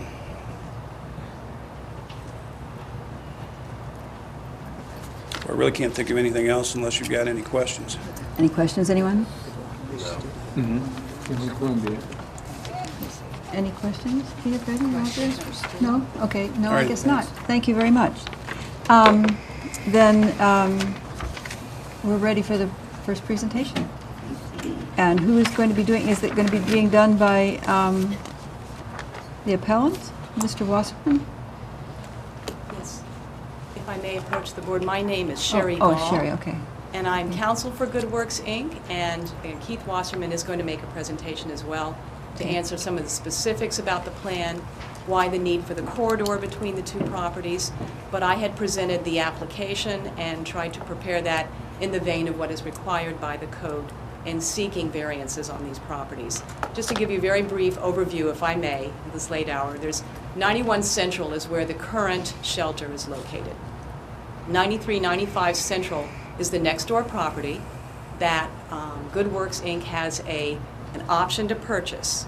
A copy of the option is attached to the paperwork that was submitted so that the board would understand we have not already acquired the property. One of the conditions to the acquisition of that property is that we would have all sufficient governmental approvals for the purchase and for the improvement of the property. The variances, as Mr. Pearson reviewed, for us to acquire the property next door would require at least 3 particular variances to be granted. Those refer to the lot coverage. If the current shelter would be expanded by a corridor to append it to the next door property, we would be looking at this as an expansion of the existing homeless shelter and to accommodate the other property to bring them together as one unit, and we would hold them as contiguous and continuous properties. We would be exceeding the current lot coverage of 30% permitted, and the approximation is about 37% lot coverage, so we would need a variance from the bulk control on that percentage of lot coverage. We would also need a variance from the parking requirement. There would be about a total of 5 parking spaces available, whereas the code currently requires a 1 space per permitted occupant. And this would be a variance from the R1 single-family zoning to allow for a use as a boarding house and office space. The code requires that we give a narrative statement covering certain issues that the board would like the applicant to provide. It is our submission that the granting of the variances would enhance the appearance of the neighborhood, provide housing to persons in need, and be in accord with the purpose and intent of the zoning regulations of protecting property rights and promoting public health, safety, morals, and general welfare to the residents of Athens City, and would not be injurious to the area or detrimental to the public welfare. The granting of the variances will not permit the establishment of any use which is not permitted in the zone because of the fact that Good Works currently has, at property at 91 Central, has been operated as a shelter for the homeless. This would be extending it and just extending the operations that are currently there. Special circumstances or condition exist that are unique to the properties at issue because of the nature of the current use at 91 Central and extending that into the 93-95 property. Strict application of the zoning code would create a hardship by precluding the extension of the homeless shelter and denying Good Works the ability to aid families in particular who are in need of shelter and in need of some privacy, which they currently do not have at the 91 Central location, and Mr. Wasserman will be glad to address that issue. The corridor between the 2 properties is necessary for control and security of the premises and to prevent any danger or risk to the community. And again, Mr. Wasserman will be glad to explain the need for the corridor between the properties and the reason for trying to have the 2 properties treated as a continuous and contiguous property. They're necessary for reasonable and appropriate use of the property. The impact of the granting of the variances will not be greater than any permitted or conditionally permitted in that area because there is already a shelter right there. The proposed variances will not impair an adequate supply of light and air to adjacent properties. We will not substantially increase congestion in the public streets, increase the danger of fire, or endanger the public safety, or substantially diminish or impair the property values. For 20 years, Good Works has been a good neighbor to that in this community. It's operated a homeless shelter at 91 Central. The property has been well maintained. Again, Mr. Wasserman has brought pictures of the property for review, and also pictures of how the property next door currently appears as well. And they have provided a well-maintained, well-landscaped property without incident causing any danger or risk to the neighborhood. Few of the shelter residents have any vehicles, so they would not add congestion to the streets. And the residents are constantly supervised by staff at the shelter and are required to abide by a very strict set of rules. And it's the granting of the variances requested will not confer on the applicant any special privilege that is denied by the zoning code to other land structures or buildings in the same zone, because we currently do have that special use permit or variance. I respectfully submit that on behalf of Good Works, and Keith, if you would please give more specifics for the board. And I apologize, the architect was to be here this evening. At the 11th hour, we were notified about an hour before the meeting that he was ill and unable to attend, and I do apologize. Good evening. Thank you very much for hearing this case. I'm grateful. I would like to present some photographs. If I move over there, will I still be on the microphones, okay? You'd have to speak directly into one of them. These are photographs of the 93-95 area, and you can see the existing properties and the property that we'd like to purchase. And this is the arena. You can see this This corridor will be built in probably the middle of these two buildings. So I'll leave that with you for a closer look. This is how the 93-95 property looks as of last Thursday. We hope to improve the visual look of the property, and it's our intention to keep a clean and stable and safe community. And then just for your reference, this is how we maintain our other properties. We're committed to cleanliness and good-looking properties. And I just wanted to give you that as a reference. And if it's okay, I'd like to pass these around to the folks just so they can see visually what things look like. Mr. Wasserman, you did state your name and address for the record, did you not? Oh, okay, sorry. My name is Keith Wasserman. I live at 11026 Tucker Run Road. And you have been sworn, And I have been correct? sworn. Good. Yes. More than 20 years, we've been attempting to assist homeless men, women, and children at the Timothy House. Named the Timothy House in 1999, known as Good Works up until that point. And we've endeavored to keep a safe, clean, and stable temporary house for people. We have a strong commitment to the neighborhood and maintaining stability and security. And if our residents create problems for our neighbors, we take that very seriously. We've had from the very beginning a call first policy, so we don't have people walking onto the property. They must call. We do a phone interview. We will continue that. We have no intention of changing that. And the primary reason is to protect the neighborhood. We want to make sure that we are responsible with bringing in anywhere from 150 to 200 different individuals every year who are homeless into that neighborhood. Every year we go out to the neighborhood, give them information about our program, how to get in touch with us, if they have any questions, so we make ourselves accessible. We have open houses all the time in an effort to be a good neighbor. The purpose of our expansion is specifically towards accommodating the crisis of homeless families. Homelessness is half of what homeless families have to deal with. The other half is having to live in a shelter with strangers. If you can imagine the trauma of homelessness, maybe you can't. I've been homeless 8 times by choice, lived in 8 different shelters from Lexington to Indianapolis to Tulsa to Jacksonville, Florida, to try to see homeless people from a one-of-them perspective.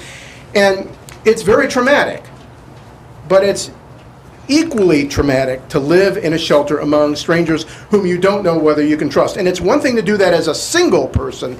It's another to have your children with you and to have them influenced by people that you don't know anything about. The stress that this creates hampers one's recovery. And while we've attempted to do our best, we recognize that what these families need is privacy and dignity so that they can work things out as they're going through this crisis in a little more of a private space. And when this property became available to us, we wanted to try to obtain it for the purpose of serving homeless families, specifically in emergency situations on one half, and then providing transitional housing to those same families on the other half. The necessity of a corridor is for control. As I've worked with thousands of homeless people over the past 20-plus years, I'm aware that we cannot do what we do with this and provide the security to our community unless we can have control. That is, we need to know who's in the building and who's not in the building. When they've come in, we keep a log of every activity that goes in. We're dealing with, for the most part, people who are having very difficult situations. And after being homeless and seeing the other side, I'm aware that without control, we will have innumerable problems, and the community would have innumerable problems. I mean, we could obtain the property theoretically and just put families in there who came to us and said they were homeless, and legally do that without any, as long as we rent it to them. But we are concerned about maintaining the same level of control in the neighborhood that we have now.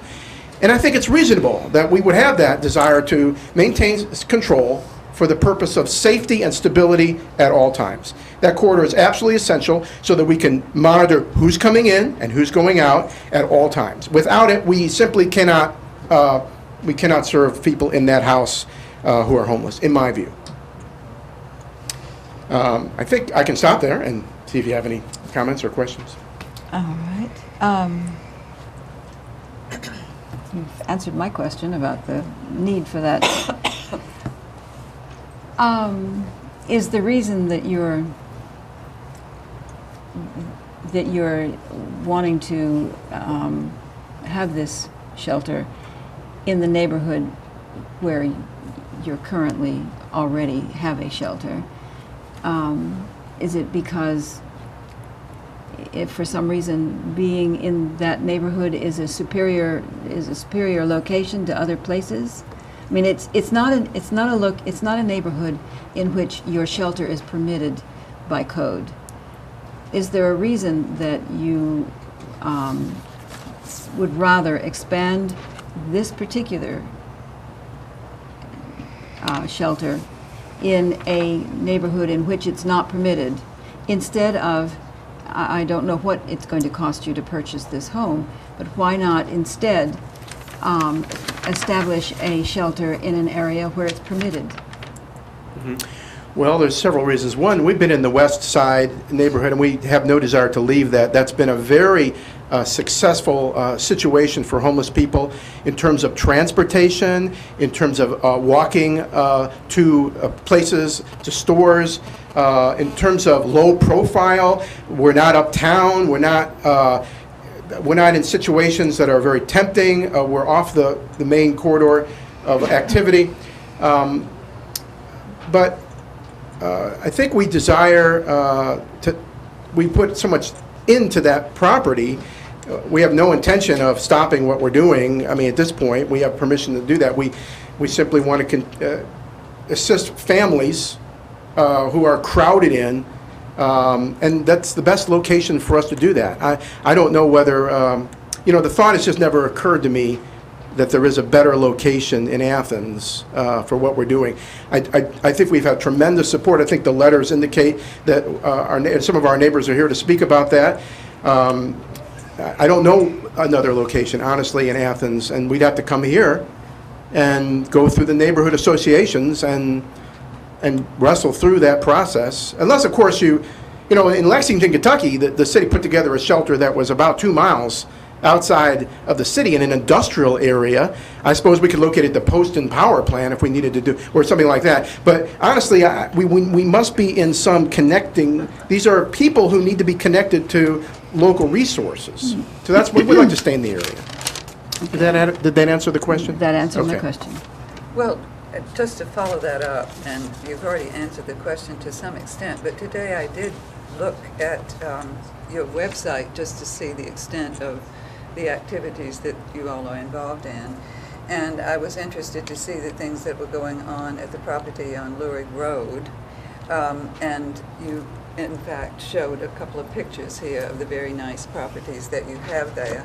Hannah House, which I take it is for single men and women who are in transition. I understand that it also serves as a home to Appalachian immersion interns who give leadership programs, that it's used as a temporary home for visiting work groups, and that you have a 30-bed dorm there where people can stay up to a week, that you have a very nice gift shop, a retail store, and that you run a for-profit bed and breakfast operation with very nice cabins, and that you also have a solitude retreat cabin. So let's see, I believe one of these things is available for wedding receptions and weddings and things like that.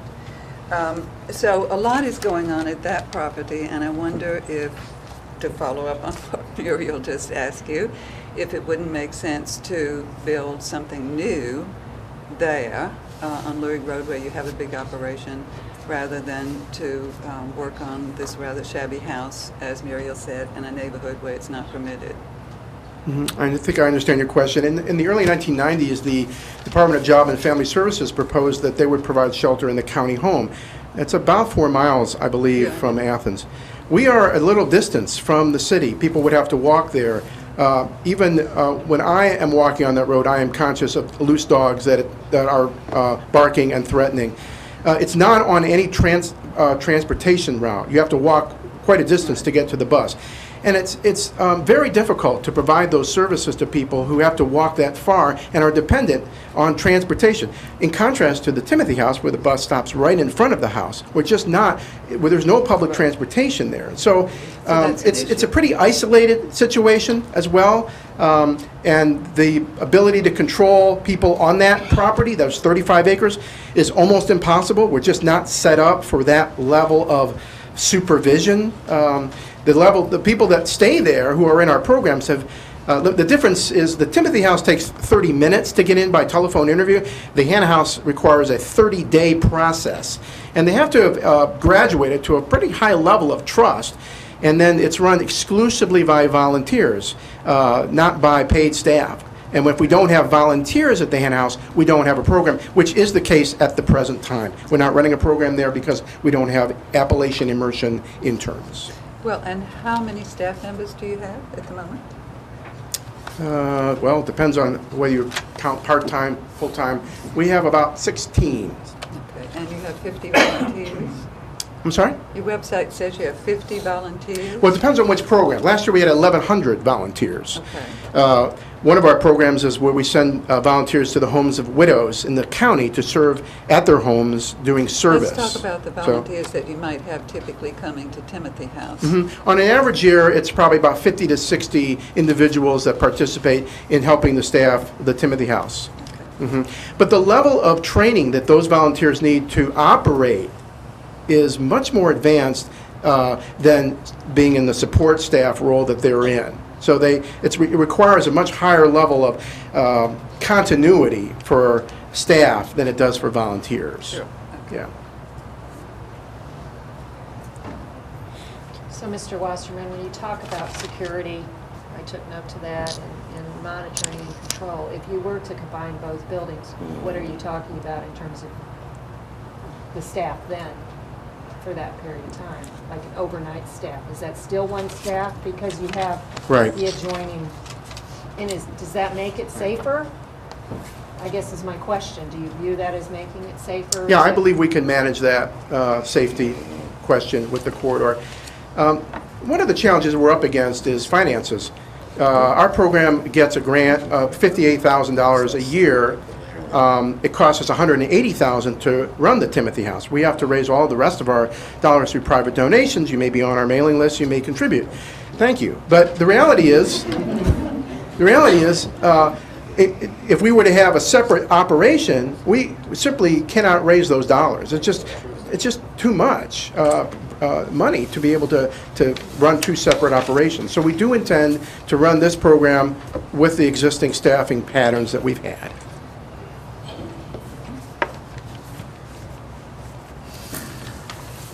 Okay. Has anyone else any questions? You have no questions either? No, I just need to get Steve. What's the four conditions that Say again? the four conditions that the original appeals board set forth? The four conditions that originally they appealed, yeah. Well, we can get Steve to answer that again. Yeah. When it was a variance with conditions, and there were four conditions. Do you know what they were? Yes. The original four conditions for the variance that started this off in this neighborhood. No addition shall be made to the building without prior approval of the Zoning Board of Appeals. Provide 2 identified parking spaces at the back of Raymond Street. The conditional variance be permitted for a limited length of time. This was the initial approval. So they had to come back in January of '89, followed by reappraisal of the zoning board upon reapplication by Good Works. Staff representative must be present around the clock whenever the house is occupied. Okay. Thank you. All right. If we have no other questions for Mr. Wasserman, Ms. Gall has something else to I say. just wanted to clarify, I guess it's the attorney in me, I just want to make it clear. On the application, we are the applicant, the Good Works is. The owner, Jimmy Stewart, for the property next door, has also signed. And just to make sure that it was a formal offer of the application, that the owner is in agreement for our proceedings, since we don't actually own 9395 Central Avenue at this moment. Also, if I may just add a separate, taking off my hat as an attorney, my husband is volunteered at Good Works, but I also had the privilege of helping with a Friday night supper out at both at the Hannah House, which is out on Lurid Road. We've also done them in town, and I was surprised to discover about a couple weeks ago how few people were there on a Friday night and how few would straggle in later because they had walked all the way there to be able to attend the Friday night supper. And I didn't even think about that. I just jumped in my car and drove there. I never thought about not having some means of transportation being a very big issue for the homeless. Thank you. Thank you. Okay. Well, if we have nothing further from the presenters, have we anyone here who's wanting to speak in? All right, I'm going to start at the left side of the room, and if you would like to come to the podium and state your name and address for the record, and whether you have already been sworn. My name is Catherine Lockman. I live at 156 Mill Street here in Athens, and I have been sworn in. I will make this very brief. I served as the director of caregiving for 2.5 years at the Timothy House, which meant I oversaw the staff and the resident life at the Timothy House. And I wanted to say, as a licensed school counselor myself, in both my education and my experience in working with the children and the families at the Timothy House, I believe the separate facility would be a great asset in terms of dealing with the mental health of both children and families. I have experienced firsthand the amount of trauma and difficulty that come with being a family residing alongside single men and single women in the shelter capacity. And so I just wanted to say that I'm very much in favor of this. Additionally, I would like to say that as a resident on Mill Street, I have seen fewer problems caused by residents in our neighborhood in my 7 years of living in Athens than I currently see in my neighborhood now, which is predominantly rentals, and in fact have called the police far fewer times in my duration, my 2.5 years of working at the Timothy House in close contact with the residents than I have in my short time living on Mill Street. So if that could just be said, I feel that Good Works makes an utmost priority to protect the neighborhood, to improve the neighborhood, to encourage and promote community and safety and well-being. Thank you. Thank you. Do you have any questions? Questions? No. Thank you. Next, come on up and. Hi, I'm Paula Lynn Scott. I reside at 75 Central Avenue. And first of all, I just want to say that I feel really honored to live in a community that is really trying to make a difference. And I wanted to point out originally that the Timothy House is the nicest looking house in the block, but you can see that from the pictures. I'm excited about the possibility of them being able to help more families. I too am a school counselor, and I worked in Florida during Hurricanes Ivan and Katrina, and I saw a lot of students that were displaced, homeless, living with relatives, living with people that they've never met before, living in shelters. And it is a very difficult and emotional journey for them, not to mention their parents. And one of the things that excites me about this proposal is that the children will be able to stay at West Elementary or the school that they're attending for a longer period of time, and they're not going to be shuffled around. For emotional stability and well-being, that's important, but also for their education. So many kids that are moved around during these traumas miss out on critical junctures in their education. I also want to say that I've had nothing but good experiences with Good Works.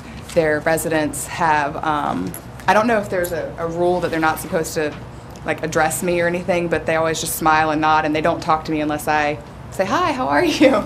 But it's nice, you know, I have a son, and as a mother, I kind of am nervous of strangers, and no one's ever approached me, and I really think that they're good neighbors, and thank you. Oh, and you, for the record, you were sworn in already? Yes, sorry, right? yes. Okay, thank you. Questions? Any questions, anybody? No. Okay. Thank you. We're just moving around the room from left to right, so everybody will get there. Just keep putting your hand up and I'll see it. I'm Sheila Mark, and I live on North Point Drive in Athens. And I would. And you have been sworn And I in. have been sworn in. I would really like to speak in support of this expansion of the Good Works program. I think that the Timothy House is in a very good neighborhood for families. They're close to the school, close to physicians, close to the grocery store, safe to walk around in the neighborhood, close to recreational facilities at the ballpark. I think it would just give them as normal a way of life as possible.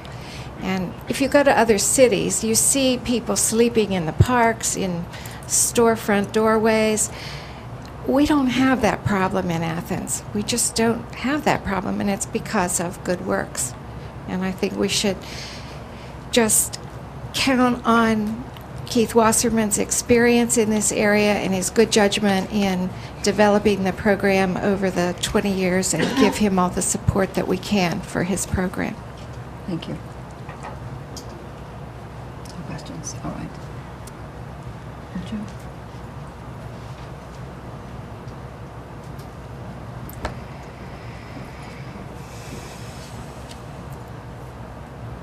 Hello, my name is David Bidlock. I'm a former staff member of Good Works. Yes, I have been sworn. And I reside at 42634 Sandridge Road in Albany, Ohio. As I said, I'm a former staff member of Good Works, and I work the night shift. And I can attest to the amount of control that we do keep as far as with the residents. And I think it's a great idea to have a separate house for the families. Obviously, yes, because families of single people have separate, different issues. And grateful that the opportunity is there, and I hope it goes through.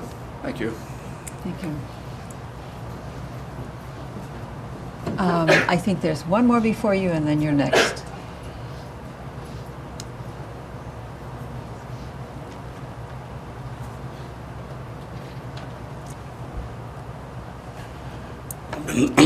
I've been sworn in. My name's Mike Castles. I live at 15 Granville Avenue, 1.5 blocks away from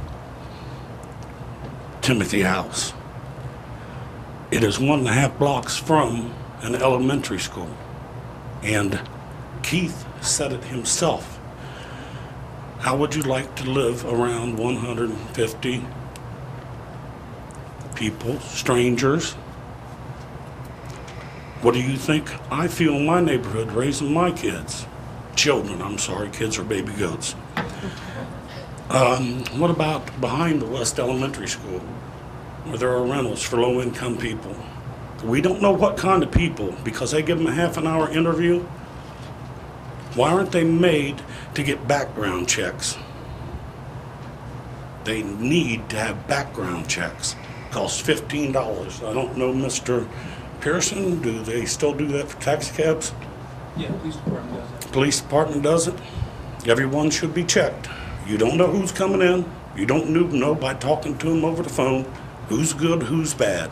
And that makes me mad. Would you want your grandchildren to live next to a homeless shelter? Or your children to live next to a homeless shelter and you don't know anything about these people? You learn about your neighbors, not strangers coming in and going out, and then somebody else coming in. We have no idea who is staying there. Now, when you go to think about this, think about your own grandchildren, think about your children. Would you have wanted them to grow up in this situation?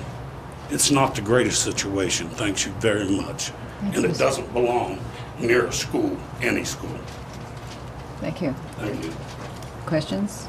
With this, we're, yeah. This, at this point, we're taking comments in favor, in support of. If this is, you have a comment in support that hasn't already been made, please come forward. Thank you. My name is Ann Rubin. I am a resident of 88 Maplewood Drive in Athens, Ohio, and I have been sworn. And I'm here to give you some information in support of this request about what is happening with families and families losing their roof over their head in our communities. I am the managing attorney at Southeastern Ohio Legal Services. We are the civil legal aid program for 4 counties. This means we are representing individuals who are being evicted from their homes, who are being evicted from public housing or subsidized housing, and we are representing people who are being foreclosed on and losing their homes through foreclosures, which is a ever more increasing problem in our community. Our clients are low-income people who do not have many resources on which to rely, and they often are turning to facilities such as Good Works. Good Works is one of the very few shelters in our communities that we are serving in the Appalachian counties that is open to individuals and families who do not have any alternative for housing. I did a quick check in terms of the number of cases, and this is the information that I would like to present to you, comparing last year the number of eviction cases and the number of people that are affected and the families being evicted between the first 8 months in 2006 and 2007, so you have an idea of the magnitude of what Keith is talking about when he says there is a crisis in homelessness for families.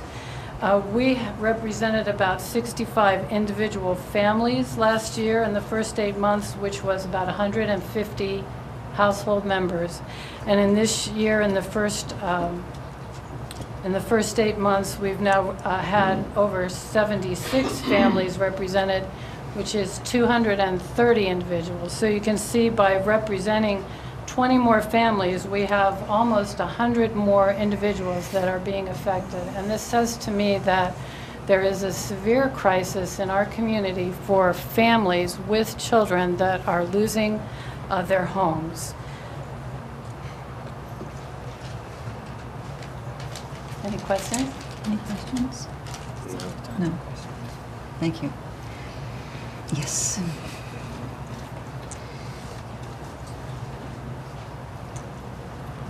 Hi, my name is John Price. I live in Columbus, Ohio, at 1475A Cliff Court.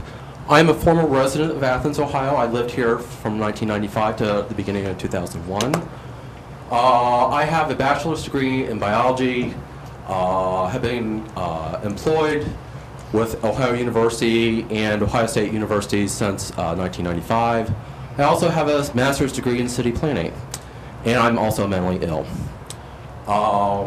The gentleman that was here, 2 speakers before me, I don't think he realizes that, I think he's seeing the glasses being half empty rather than half full. In my case, I was to the point where I didn't have the energy to even hold up my head. Since then, I have rebuilt.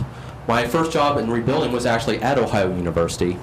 And since then, I've had a couple of publications where I've been first authored in biology. I actually learned that I am quite successful as a grant writer. And I did not know this potential until after my episode with mental illness. I was actually a consumer at Southeast Mental Health Center while I was here. And I agree with the lady from the Mental Health Center that there is a crisis. And I see that as a planner, where I see the problem with the mortgage failures, the lack of health insurance, lack of job security, all these things to be triggers that could cause homelessness. And I don't see the pressures from these decreasing. If anything, I see them increasing. As concerns to the concerns with the zoning petition, one of them was parking. And one of the issues was with the lack of parking spaces. From the photo that I saw of the other properties, there are other parking spaces, and one potential solution could be that of carpooling from the other sites where there are parking spaces so that the staff can congregate at Timothy House and potentially this new house if it's approved, and then conserve parking spaces so parking is not a problem. As for lot coverage, this is a change from 30 to 37%. I know from the legal system with planning that the courts often view the benefits versus the minuses concerning public benefit or the public interest. In this case, because of the potential for increased need for services that Keith is willing to take on the burden of, I could see that maybe even this house may not be enough.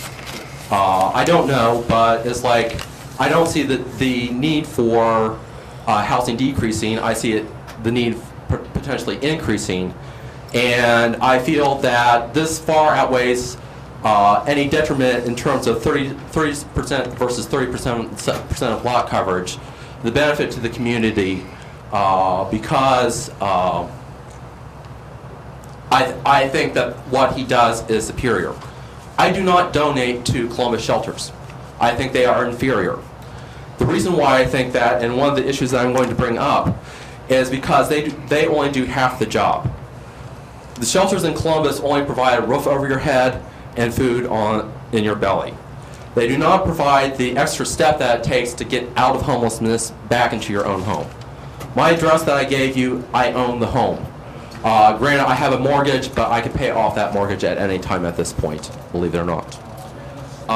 As for the occupancy residency, the R1 status is like, I think with the dealing with the parking issue, that is a major, that is one concern. Being also in mental institutions in the past, I realized that having the protection is important, and I could also see from the operations of the homeless shelter that efficiency is important, making the most of the staff that is available. And if you impose increased burdens by having two physical walls separating the two houses, where there may be one crisis, but then some of the people that may be staffed in the one house may not be aware of what's happening in the other house, having that physical connection may create improved efficiencies and make the function of the house better. And I don't think that there are that many crises, considering the stage of the people that are at that house, that it would be a waste of resources, precious resources of the homeless shelter, to duplicate that effort by not having that physical connection. As for the location of the house, as for me, one of the issues for my recovery, and like I said, I do have evidence of my success of my recovery, is not feeling isolated. And if you have a shelter that is out in the middle of boondocks, it does not help in mental health recovery. You feel like you're being isolated by society. And it's like, unlike the gentleman who left this proceeding before hearing everybody's case, I do not see that the homeless are people that are necessarily problems. I see them as people who are not reaching their potential. In other words, I see the glass as half full, if not more full than half empty. And it's like, in my case, if I did not get the job at Ohio University, there would have been a very good chance that I may have been institutionalized. I learned of this potentially this year. I don't know the details yet, and I really don't want to know. But I may have been institutionalized. This may not have been possible. Also, when I was first diagnosed as being mentally ill, I was bankrupt. I had $4,000 in the bank account. I was being sued for $20,000 by the hospital where I was at, and I had insurance and they were not paying. I actually had to get my dad's help to hire a lawyer. I did not have the money to do a background check, and that is putting an undue burden on the homeless shelter. Furthermore, not having transportation. I did not have a car when I was first diagnosed. And I realized not having a car, especially in a city that does not have good transportation, and I'm aware of transportation issues in this town too, because at one time, graduate students from foreign countries in Athens were not allowed to get driver's licenses due to state law, and that law was deemed unconstitutional eventually, and they were allowed. And it caused great hardship to one of the graduate students in the lab that I worked at. So I was like, in terms of helping people reach their potential of being useful citizens again, of not being a burden on society, but being productive citizens, and I am an example of that. I think that it's imperative to have it in a community setting where the people feel like they belong rather than feel like they are being ostracized by the community. Two is like, I think that because resources are scarce, that accommodation needs to be made to make sure that the shelter can run efficiently with the limited resources that they have. I think that in terms of zoning violations or making changes to, I can't think of the term right now, compromise, what's the term? Let's escape. Variance, yes. Making it a variance to zoning law. I think that the social benefit that this particular shelter, and I came all the way from Columbus to come here. I feel this strongly about this shelter, and if I was homeless, I would much rather be in this shelter than any shelter in Columbus. To me, Good Works is an extraordinary asset. You should feel very fortunate to have someone like Keith who even takes the time to go to other homeless shelters to realize what an asset this is, and I think that the community should support it. Okay, thank you very much.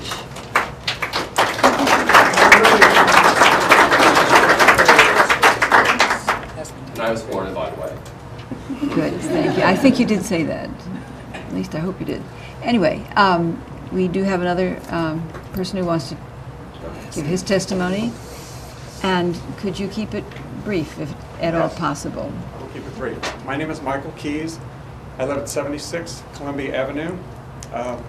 My wife and I have volunteered at Good Works in the past. We've been longtime friends of Keith and Darlene. We knew them when they started it. Just wanted to address a couple of issues that haven't been touched upon in depth, and that is health and safety and cleanliness. According to the Athens News, the police chief said that they had a very good record regarding any disturbances. I believe that's because of very strict house rules. I think that was mentioned a little bit. Even rules regarding the front porch and how the behavior is to be on the front porch. I also want to mention that there are a couple of different conditions. If you're from out of town, out of state, you're traveling through, you're eligible, at least when I volunteered there, the person is eligible for an overnight and then they must move on. It's primarily, the purpose is for Appalachian residents who are homeless. And so that narrows it down to the folks in our area, in our neighborhood. Thank you. I have been sworn in. Thank you.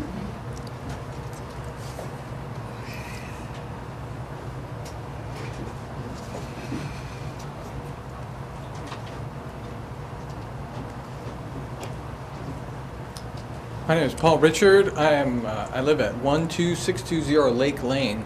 And you have been sworn. I was not intending to speak tonight. The person who had to leave, and I have a testimony from him, so I have not been sworn. You have not been sworn. Well, then we can do that right now. Do you swear that the testimony you give will be the truth, the whole truth, and nothing but the truth? Yes, I do. Thank you. This is his written statement. My name is Jim Todd. My wife and my 2 sons were homeless and stayed at the Timothy House for 3 months. The most difficult problem that I faced was accepting help and feeling like a failure to my wife and my sons, and being forced to a place was way out of my comfort zone. The structure of the Timothy House, house rules and meeting with the caregivers was most helpful to me. Good Works was a connecting place for us and enabled us to get our lives back on track. Issues related to being a homeless family and living among strangers, single homeless people. Raising our sons and living with no privacy was stressful, very stressful, and it made it difficult to talk things through as a husband and wife. We felt like we were on stage. Living at the Timothy House created a lack of right with regard to privacy. In conclusion, homelessness is hard enough, but having to live with strangers with my family made the experience of homelessness much harder. Having a separate space for families would enable families to take away some of the stress that they are dealing with inside of their homelessness. Thank you. Do we have one more person? All right. And presumably in favor. quickly as I possibly can. Don't rush. Don't rush. Don't need to walk fast, just talk fast. Well done. My name is Paul Reisler. I'm at 7990 Floyd Drive in the Plains. I have been sworn in, but I stand as the senior pastor of Central Avenue United Methodist Church, which is just down the street from Good Works. I stand in support of this variance for a number of reasons, many of them already suggested. First, just a reaffirmation that Good Works is a good neighbor, and everybody's talked about safety, and I just want to stand and just say that my experience with Good Works has been phenomenal on that level. This is partially and largely due to the issue of control, which Keith brought up. The ability to control access of the buildings both in and out, not just for the community, but also for the goodness of the residents. The idea of the additional property is so that the families have their space by themselves. And I think that creating dignity also contributes to safety. That the more people feel dignified, they're with their families, it contributes to the idea of safety. Also, I just want to speak to the idea of being a well-kept property. I challenge anybody to walk the west side and find a better kept property than Good Works, unfortunately, including the one at Central Avenue, 73 Central Avenue. I know that there's some concern for visual beauty and those kinds of things, but I just want to ask the question, what really makes a neighborhood beautiful? Is it really because of shrubbery and sightlines, or is it the quality of life that's going on? Good Works is a community of healing and hope where lives are being changed and redirected. And the ability of Good Works to control access to that property really contributes to the effectiveness of the shelter. The expansion will bring help by bringing people dignity.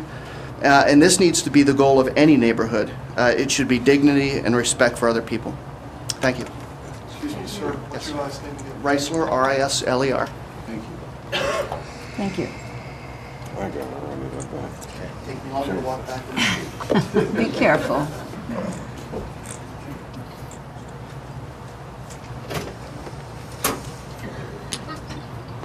My name is Leon Forte. I live at 99 Bean Road in the Plains, and I don't know if I've been sworn in or not. I was here when they were swearing, and well, we can do it again if you'd like, just to be on the safe side then. Do you swear that your statement that you will give will be the truth, the whole truth, and nothing but the truth? I do. Thank you. I have been on the board of Good Works in the past. I pastor a church in the Plains. One of the things that is not being said about Good Works so far is its philosophy of transition. And transition is leaving one thing and entering another. And the vital principle is the way you leave one thing determines the way you enter the next. What this variance would do would allow them to be even more effective for families to transition from wandering in confusion and smoothly into a structure of life. I have some of my congregants are former Good Works recipients, and in fact, the young man that the letter was read in his behalf is one of those people, and he is now working. Has been a asset to the community, and this leads me to my other point, and I'm going to say this quickly, and then I'll take my seat. It gives people an opportunity to give back to the community what Good Works does, and in a family setting, it makes Athens, it gives Athens a different light. It makes Athens family friendly, something that would not take place. I'm from Columbus, Ohio, and I know what it's like, and I have people who have left a shelter in Columbus to come here, and what they could not accomplish in Columbus, they were able to accomplish here. And if you've ever been down and looked at the house that they're talking about purchasing, just the riddance of the beer bottles would help the community greatly. And I have to say this in response to the one neighbor that was here. I'm more uncomfortable with some of the people who are already here and students. And I don't think that you need to do a background check. I think that the people who run Good Works are people that you can trust and are high-quality people. And I can speak for the credibility of Mr. Wasserman. I wouldn't want a homeless shelter in anybody's hands other than his, and he helps our community be respectful in that sense. Having said that, I'll take my seat. Thank you. I agree. We still have a couple more people who want to speak. This isn't getting us any closer. Keith Kittle, 5851 Pleasant Hill Road, Athens, Ohio. I have been sworn in. I would like to state that probably many people in this room, it would not be very difficult at all for any of us to become homeless, for us to find ourselves in the same situation. With unemployment the way it is, with foreclosures at an all-time high, it could be very possible that we could find ourselves in a homeless situation. And I would like to think that we would have a place to go. I think as a community, we should be doing everything we can to help Good Works. Like, we should turn this whole thing around. How can we help you rather than, I'm not sure we want to approve this. So I would like to just encourage the board and ask you to look for ways to help Good Works do the good work that they do. Thank you. Thank you.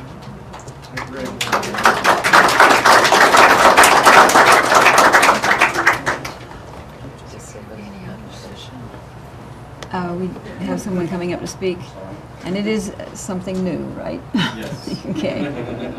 My name is Ben Horsch. That I was. live at 9400 State Route 682. I've not been sworn in. Well, in that case, do you swear that the testimony you are now going to give to be the truth, the whole truth, and nothing but the truth? Yes, ma'am. Thank you. I can attest to a couple of the concerns. One concern that was raised, and I know we've taken that out of turn, so I'll try to keep this brief, but we have a number of, as a volunteer and as also having been served on staff at Good Works, I can attest that we have a number of teenagers and also middle school age children that come to serve through Good Works, and they all, or at least the majority of them, spend time doing some of their service in the shelter. I can tell you that the interactions there are appropriate and safe for those children, and that's something that we're encouraging. We want folks to get involved from not only adult standpoint, but that's something that is encouraged from all points of view, from all socioeconomic backgrounds, because it's a good thing, in my view, to, and in Good Works' view, I believe, to have that kind of interaction. So that is reiterating a little bit of the point that there is that giving back to the community aspect of Good Works, but I can specifically attest to the fact that there is a level of safety that's maintained in that, and that we do invite and have a number of children that do come in and are a part of the Good Works program from a volunteer standpoint. I think they've learned valuable lessons there. Being a teacher myself, I can definitely appreciate that. Also, as a tax-paying homeowner in Athens, you know, I just got to say my heart and vote is going to be with people who are going to be willing to support this continually growing need of homelessness, especially among families.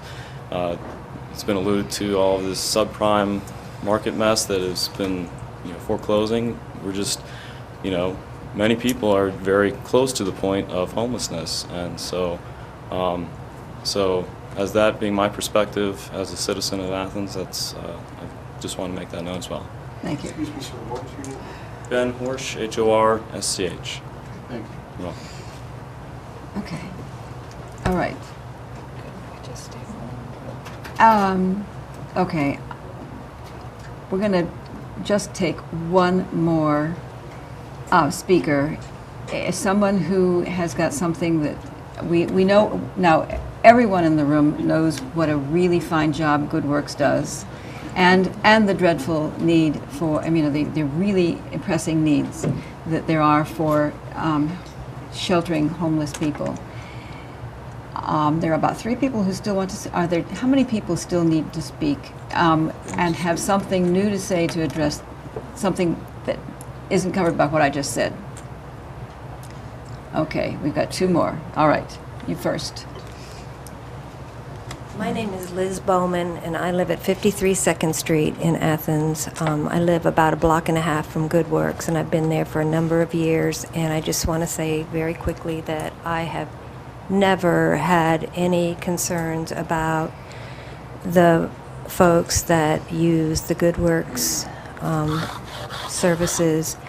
I also work at Children's Services. I'm a caseworker there. I've been there for 17 years. I have worked very closely with many, many families and the staff at Good Works over the years, and I have found the staff to be, they stress more than anything, safety, respect. They meet with their people, they know their people so well, and it's a wonderful program. And of course, when I work with the families that are at Good Works, they obviously have children. And these families, I know it's been said before, but to be homeless is one thing, but to be homeless and have 2 and 3 and 4 children, they need the space and the peace and the privacy so badly.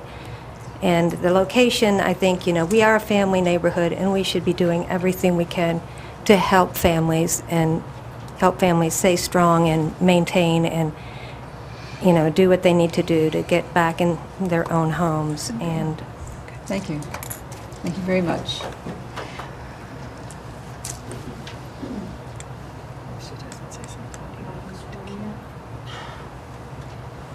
Have you been sworn? I have not been sworn. Okay. Well, then, would you raise your right hand and swear to tell that the testimony you're going to give is going to be the truth and nothing but the truth? I do. Thank you. My name is Dr. Janet Burns. I live at 7220 Wood Road in Albany. Previously, I was a resident in Athens for 4 years. I'm assistant professor in the Department of Family Medicine at Ohio University and a clinical physician at University Medical Associates. I'm addressing a need that I have not heard brought up yet. From a strictly medical point of view, we have heard mental health point of view. As a physician who has treated adults and children, it is crucial that children have access to preventive as well as acute care. I personally have patients who live on Lurie Road, and they have not been able to attend needed medical appointments because of transportation issues. So I wish to provide evidence as to why it would be superior to have these families housed in town, less than 5 minutes from a world-class medical center and teaching facility and research facility, so that they could have access to the physicians that they need. Thank you. Thank you very much. Okay. All right. We've heard many statements in favor of this variance. Is there any further comment, general comment, or we also heard against? Is there anyone who's wanting to speak against? This is your time.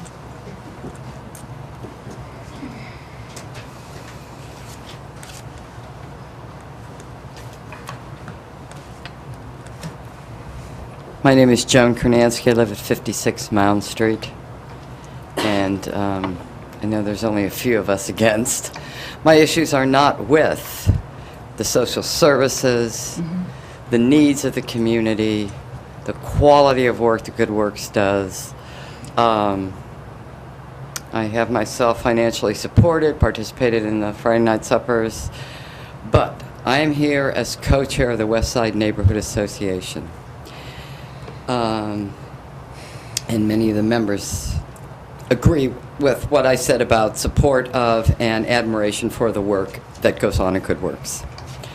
On February 15th, 2006, at a West Side Community Association meeting, Keith Wasserman came as a guest speaker to discuss this very issue with us, and we discussed it with him. The WICA members present, WCA, were not in favor of combining the 91 Central Street Timothy House with the duplex located next door, 9395 Central Avenue. Even though the West Side Neighborhood Association and its members have supported variances in the past for good works, including the expansion that's at the 91 Central Avenue, and we support the social services that Good Works provides. But the expansion of an additional boarding house zoned area in the R1 neighborhood exceeds what many members of the neighborhood are willing to support. Renovation of the 93-95 Central Avenue duplex would contribute to the appearances of the neighborhood. We do not object to Good Works purchasing that house and utilizing that house. We do agree, we are in disagreement with the idea that that property be rezoned from an R1 to a boarding house, because it took a long time to get that neighborhood back into an R1 zone. And so to maintain as an R1, if they could somehow work out the logistics, but by connecting the properties to facilitate staffing personnel needs, and by rezoning the property from an R1 to a boarding house, will not enhance our neighborhood. Rather, it will become the area 91, 93, and 95 Central a complex, taking away from the neighborhood feeling that exists there currently, and that neighborhood feeling includes Timothy House. We do support Timothy House and the work that goes on there. One of the suggestions that we made was, could they not put their financial effort into the facilities out at Ludwig Road and in housing homeless families. We understand the needs. We understand the needs of the individual families, possibly providing several vans, hiring some of the homeless people to work those vans to get those people moved in and out of town. Granted, there's a sense of isolation in the countryside, but there's also a sense of peace and tranquility.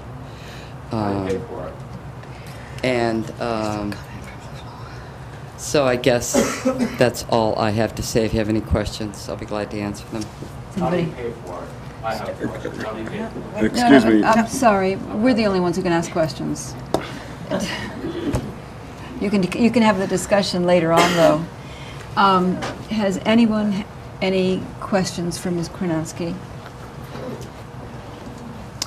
No? Thank you very much for your testimony. Is there anyone else here who's wanting to speak against? Please come forward.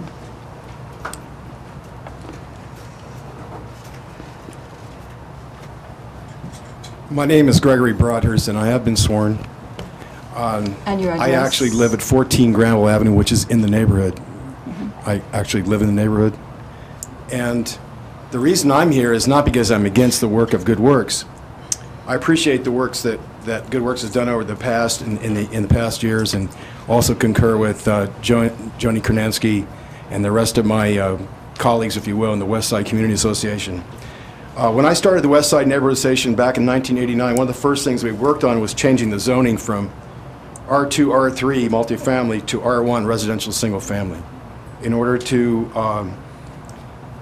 facilitate stop the tide of neighborhood blight. This process took about 18 months. Went through the Planning Commission, the Zoning Board, and the City Council, working in conjunction with the mayor's office, and the mayor at the time was Mayor Hendricker. The neighborhood that we have now, which Timothy House also enjoys, is a direct reflection of these efforts, combined with my going door to door in those days, informing neighbors about block grants to improve their properties, and acting as an unpaid agent, getting houses sold out of the rental market to owner-occupiers who take care of their properties, as does Timothy House, by the way. You've already granted extraordinary exemptions by the BZA for the present Good Works location to include existing in an R1 single-family neighborhood. That's number one. I could go into details, but I don't have the time. But the physical expansion of the property and lot line variances or other extenuating variances have been previously granted. Our neighborhood is remobilizing into a family neighborhood, which is benefiting also the people that are coming and enjoying the services of Timothy House. The numbers of young families moving in are increasing. It's amazing. I think there's been 4 or 5 houses sold in the neighborhood in the last few months, which is unusual in this market. Nearby is a population of elementary, and also the population of elementary and middle school children in the area has been on the increase. In regards to the Lurig Road location, which offers an opportunity for an expansion, Good Works already owns the property, as Ms. Hollow mentioned earlier in the BZA session. Is quite an extensive resource at that location.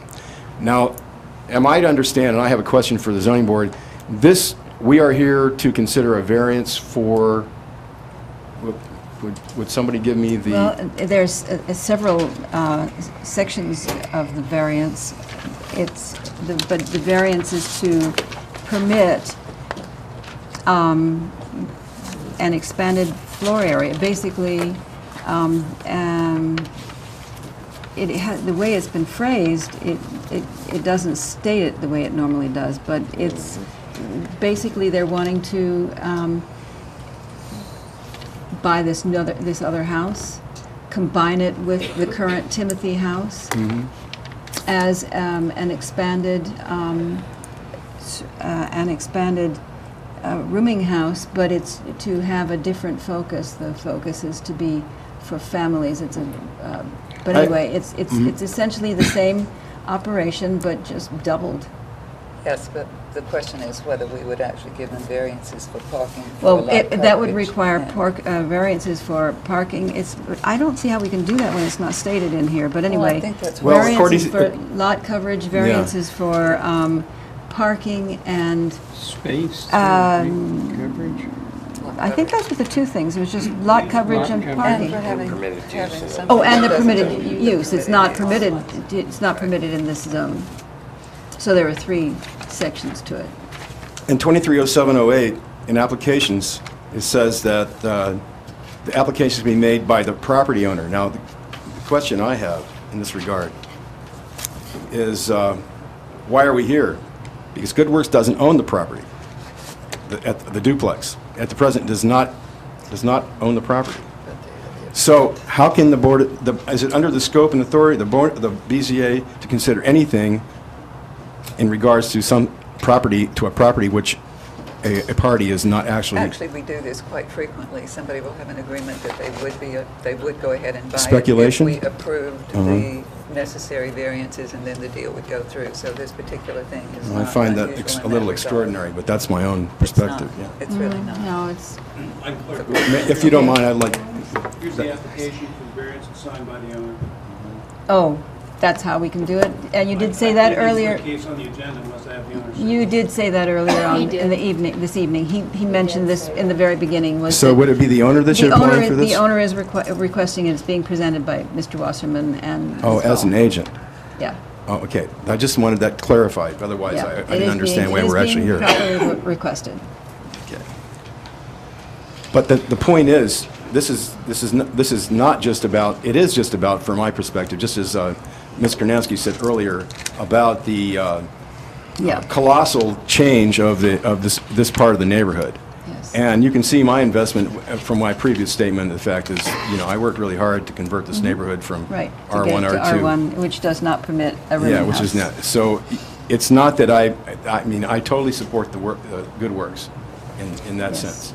But another point, which has been brought up in this session, is like Good Works is also a business, and that you should consider, because you're talking about moving offices into this building, and that's not a permitted conditional use, or variances are not permitted in this particular zone as far as that goes. I'd like you to consider that. Thank you. Okay, thank you. Any questions? No. Any questions? No, apparently not at this time. And I do have a question, though, a general comment from Steve.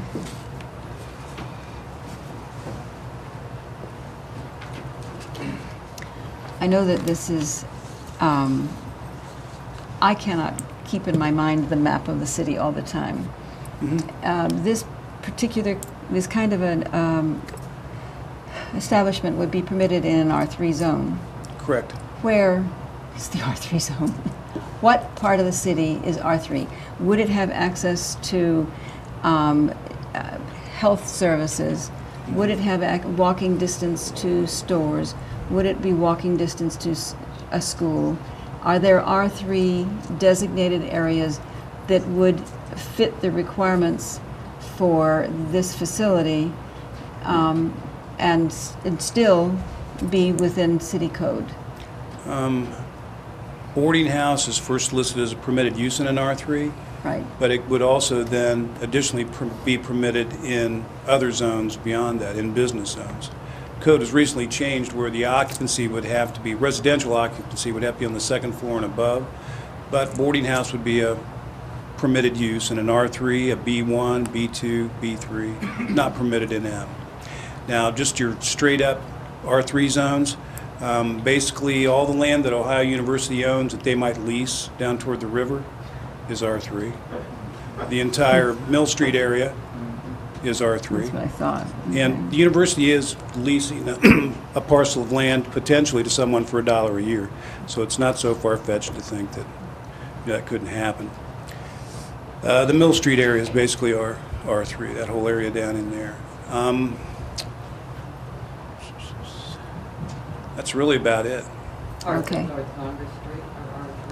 There's yeah. Up to 4. Yeah, the little island where Old Lancaster Street goes up and Columbus Road goes around, and then they come back together by the old Highway Patrol Station, that's R3. So we don't have a whole lot of R3 left in town, is what you're saying. Well, it's essentially, most of the town's been turned into R1 single family. The whole near east side of town and the whole far west side of town, without accommodating rezonings in other parts of town. So we keep shrinking the areas where more use might be permitted residentially. Okay. Thank you. Does anybody else have any questions for Steve while we got him up here? One other thing I'd like to mention too, just as in the other case, if you would have approved, engineering work would have been necessary and other permitting.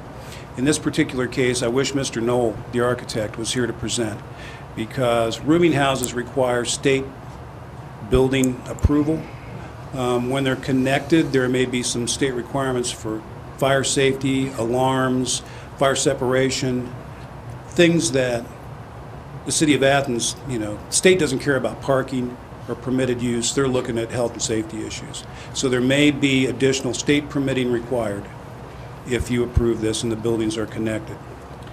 Related to that too, you just have a simple drawing of a connection that does not indicate, and I've not heard testimony about how many families will be in 93-95. Right now it's for 2 families. Is it going to house, is there going to be any renovation to the building, additional kitchens, additional bathrooms? Is it going to be for 4 families, 5 families? So I just wanted to point that out because of the simplicity of the drawings that were provided. Yeah. And no testimony that I've heard so far. The only reason I bring that up is because there was great controversy when the property at 91 was originally permitted. How many people was it permitted for? Yeah. The first evidence that was permitted for 15 people was the signature of Mayor Hendricker on a rental permit, would have been 15 years ago. There was never anything that the board looked at except to say, if you expand, and I suppose expansion could be viewed as expanded building or expanded service. Yeah. Okay, so I just wanted to bring that out. I haven't heard how many families, and as I said before, there's no limitation on family size. The city doesn't do that. That's not even a zoning. A housekeeping unit is a family or unrelated persons. But I've not heard anything about how many families, and it's not indicated on the drawings. Okay, thank you. All right. Mr. Wasserman or Ms. Gall, this is your opportunity for rebuttal. I'm certainly willing to respond to any questions that I'm not able to remember all of them. But in terms of how many families, we're expecting to serve 2 on each side. So 4 families total in of 4 that families boarding is in the house. expectation. It's a right. 4-family boarding house. In terms of, we have done all of our Boarding cost house, not boarding house. estimates. We'll need to do, to meet state codes, we recognize that. So we'll need to do some rewiring, fire suppression, sprinkler systems. We're going to not change the facility at all, but we're going to upgrade the entire facility as we have resources. How large are families?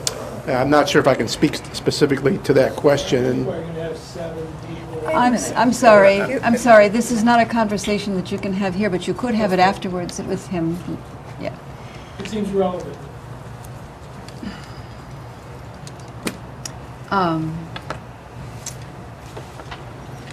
You know, this is such a wonderful facility. I've donated some things my wife has, and we're supportive of this. It's just outstanding. Most of the government money we spend on welfare programs gets wasted, and you people are utilizing every nickel. Why did you have to go down into an R1 zone and put that wonderful facility?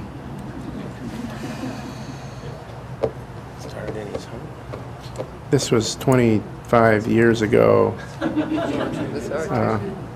was R2 then? I'm really honestly not sure how to answer that question. Because I think it's wonderful what you're doing, but where you're doing it, I don't think it's so wonderful. Well, I'm going to interject some boring information here because I think it sort of fits.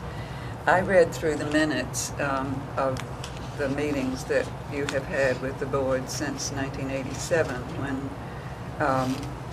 Timothy House was first approved. And the minutes indicate that the board was concerned then about staffing, about the number of persons housed at one time, about the operation of a shelter and the non-conforming use and the lack of parking. They did grant a conditional variance of 2 years, but asked to review the property again later.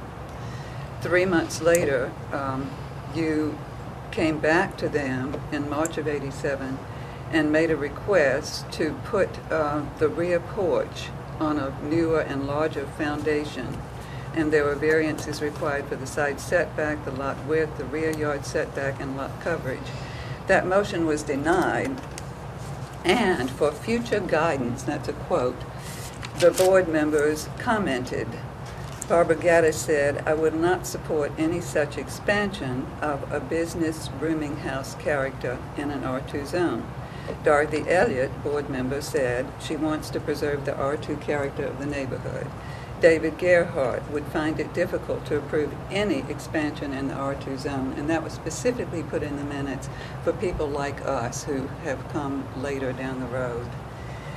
In '89, there was a conditional use permit to, let's see, what were you trying to get? It was allowed, let's see, I can't remember exactly what that was, with 2 conditions that had to do with the office space. In '93, there was a request for a play set that hadn't gotten a permit, and that was granted. And then in '95, there was a variance asked for to allow an addition to the non-conforming structure. It was to be a family bedroom. It increased the lot coverage and reduced the setbacks. It did pass, although I was the only person who voted against it. In '98, even before that, there were 15 people occupying the house from time to time. In 2003, there was a request for a variance, which also would have reduced the side setback and increased the lot coverage. The motion was initially tabled and then came back again. Again, it was for an accessory structure, and that variance was denied. So, just for the record, you already know that, and people in the audience probably do know that the property has been expanded because there is a need for it. But again, my question is this R2 zone that was an R2 zone, now an R1 zone, appropriate for continued expansion when we have been advised to limit its expansion? One thing I might just add is there's no guarantee we're going to continue at all. We're providing a free service to the citizens of the community by the willingness of generosity of many people. So it's possible we could be closed. Who is responsible for the homeless of our community? It's not me. I've chosen that responsibility. But who is the responsible agent in society that cares for the weak and the vulnerable and the needy? And as families continue to... So I'd like to frame the question larger than good works. We've done what we can for 26 years. We're not going to be around forever. I think we're only trying to do our part to help vulnerable, weak, and needy families. That's all we're trying to do. I understand what you're doing. And everyone, I think, in this room appreciates what you have been doing and really, really wants you to continue as long as you possibly can. The question that we're having to decide here is whether the location that you selected all those many years ago and grew like Topsy, whether it's still appropriate. So, but we appreciate your testimony. Does anybody have any questions? No. I think we're probably ready then, unless, Ms. Gold, did you have something that you needed to add? No. I think all has been said that needs to be said, except just to make it clear that if the variances were denied, I pray they will not be, but if they were, the property would continue as a non-conforming use. It's a student rental. As you can see, the condition of it right now. So that is the way, and it has been grandfathered in under the old R2 zone. Just to be clear that it is not a single-family residence. Yes, we know that. Okay. It's very obvious from the Very appearance of obvious it. from the photographs Yes. for the record. Thank you. Okay. Thank you very much. Okay, then the testimony from the floor is concluded, and... What's that? And how shall we proceed at this point? Do we want to, do we have any conversation that we need to have among us that doesn't involve making a motion for a variance and then going through the findings? Do we want to proceed that way? Anybody? Are we going to be doing that for 3 separate variances? No, we have Or one. combining the whole? Well, that's an excellent question. It's a very fine question. Because the only thing This that... statement, and if we vote yes. This doesn't it do approves all anything, of this them. doesn't, no. Doesn't say anything. This really doesn't say anything. So we're going to have Because, to go through these 3 and I items. still have the question, having been advertised this way, can we do a variance with all the 3 parts that we need to do? I didn't refuse the permit. If I had, it would look like your normal variance I case. see. The reason that I didn't approve it or refuse it, it was under the original jurisdiction of the board. They had previously heard the case, granted the variances, and attached a condition that it doesn't matter what happens from here on out, you come back to the board for a review. I see. I think a review of the variances and granting of variances or having them incorporated, at least in the motion, is appropriate. I see. That has Okay. been consistently, it looks to me, the case all along. The reason I didn't do it that way was because I wanted to acknowledge the original jurisdiction of the board to handle it however they wanted. My recommendation would be that you do look at variances for use. You're expanding a non-conforming use, previously granted a variance. You have excessive lot coverage by 7%, and you have, whatever it was, 5 parking spaces where, and see, I didn't even know how many Well, we don't, we don't- parking spaces would be required, because there was no indication of the number of units. If you're talking about 2 per unit or 2 per family, and there's going to be 4, that's an additional 8 onto the 15 plus the office space. So we're talking, if you're in the right zone, you'd need 25 parking spaces. I had no indication of knowing even how to determine the number. okay, thank you. So I thought, that would Too bad this one come wasn't out tonight. And there first. has been testimony that most people don't have transportation. We can deal with the word expansion here. So, I would recommend you go down through the variance list. oh, we're going through the variance list, but just, this is what we got to vary. Betty, are you, I'm going to request that you phrase this. Because Maybe you Ms. have, Pearson will help us. But I think what we are being asked to do, and I suggest that we frame a motion doing this, being asked to modify a conditional use permit. accepting, we were told it wasn't really a conditional use, it was a variance with conditions. Was it a conditional use or a variance? It was a use, they called it a conditional variance. And Mr. Pearson reframed that to be a conditional, no, a Use variance. Use okay, variance use with variance. conditions. Okay, we're being asked to modify a use variance that originally had conditions. I think we would wish to continue those conditions, but to modify the situation to allow the property at 91 Central Avenue to be made contiguous and continuous with the property at 9395 Central Avenue, and to connect the two existing properties by way of a passageway of undetermined size between them. Connected with that, we would be allowing them to continue to use these properties as non-conforming properties in an R1 zone, which does not allow such multiple family dwellings. We would be allowing them to continue with the 5 existing parking places between the two entities when they need probably at least 25 such parking places, given the occupancy level and the staff and the number of volunteers who work there. We would also be allowing them to have a lot coverage increased to 37% in an area where only 30% is typically allowed. We would also be allowing them to expand the current use of the property at 9395, which is now existing in an R1 district as a duplex, which has been allowed because it's grandfathered but is no longer allowed. And we would be allowing them to double the occupancy of that house from 2 families to 4. Does somebody want Huge to variance. second her Yes, please. motion? I'll second it. Okay. That was the motion? That was the motion. Repeat it then.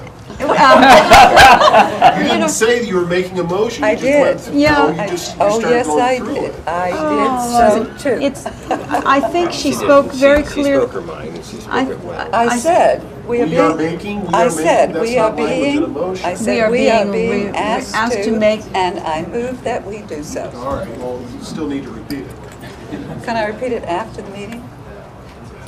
All right. And you do Isn't have it the on the recording. tape? It's going to be on the It's on the tape, tape. too. If we hear it. Well, I spoke rather She's very precisely. clear. Okay. Thank Is there a you. second? Yeah, it was seconded by By Roger. Roger. All right.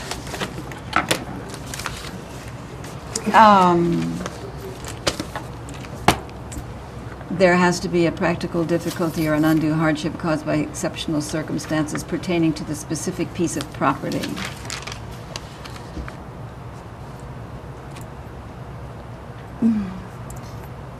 Well, we The- also include the use of the property, and that's the only thing you can speak to because there is no, To the use. yes. Right. So we're speaking to the use, and it has been made to have an atypical use in the zone. The 51 does. or rather 91? 90, yeah, the one that's currently being 93. used Well, as the 91. shelter. we are asking to make them one building. They will be all the same. And so if, again, you would be, you know, is there something about the use that's unique? Yes, we're asking it to be a charitable organization that provides shelter for homeless people. There's no undue hardship. by But not there is no allowing undue them hardship. To have 93 and 95 available. We're still allowing them 91. There is nothing compelling that would, beside the use that they want to make of it, and the use they want to make of their staff to be efficient, that would require them to connect the houses. Other than the greater need of the community, which is what they've argued. They've argued for the greater, and then you also have to consider on the other side. The local community, Well, I think we are members of the community, but also the zoning board, and it's our duty to look to what's the intent of the code. It's also What? local law. Excuse us. Don't talk to me now. You work the law because they like that. Yes, I we are the think law. the hardship is that they're already, pursuing this activity in an area It's not a where. hardship. You can back up from that. They're doing fine. There's nothing. Go ahead. Okay. Look, what, The we've exceptional finished discussion circumstances. from the floor. We've listened to a lot Okay. of people, and now we need to deliberate got- and think about what we need to do. All right, the specific piece of property on Central Avenue has no, there's nothing particularly special about that property, actually. It's what they want to do with it, it's the problem. Okay. If it were permitted, it would not be a problem. No, it's not. But it's not, okay. There's no It's not, exceptional it's not, circumstances. There's no preservation of equal property rights. It can't be done there legally. We can't hear you, Greg. Yeah, I mean, it's practically. he's going down it's through not a all of fix. them. Okay, the exceptional circumstances applying to the property or its intended use. Its intended use its intended use definitely does not apply to properties in the same zoning district because it's not permitted in that zoning district. That's right. And so its intended use is as a charitable organization, but its intended use is for 4 families. It's already non-conforming with 2 families. Does it make it practical to say that Yeah. we can vote for that? You're going to Well- double the occupancy of something that's already non-conforming? No. So then we go to 3, preservation of equal property rights. No one else has the property right to do that in that neighborhood. So we would be extending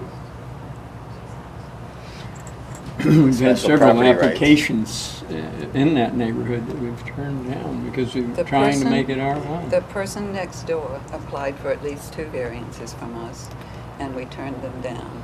And there was another rather similar, in terms of construction, request for us to grant a property owner the right to build a connecting facility between the house and the garage. wife's workshop, her Garage, studio. yeah. And we yeah. said, that's just too bizarre, no. Now, as to minimum variance, Well, No. there is already a reasonable use being made of the property. Can people hear you? No, I'm not liking what I'm having to say because I would like to find some way I'm not liking it. for this to work.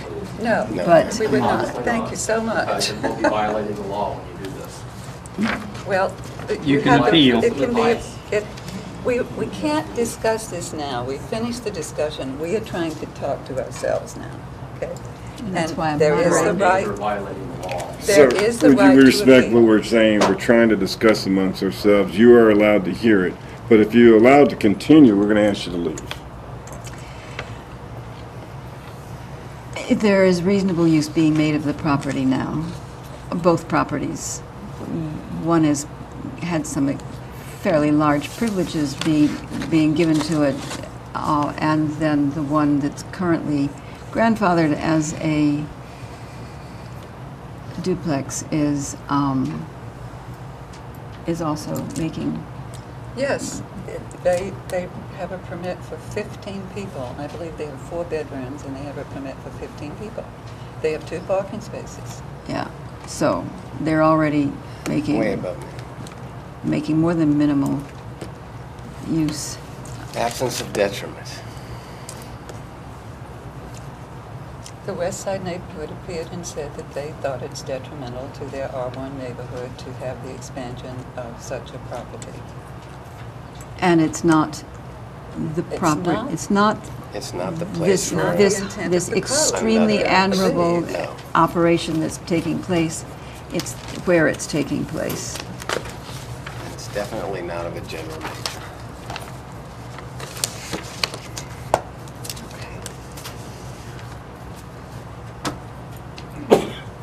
I don't think there's anybody on this.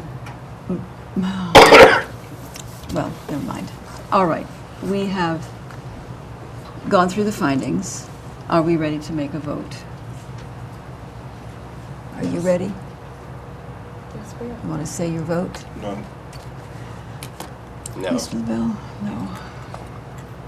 Roger?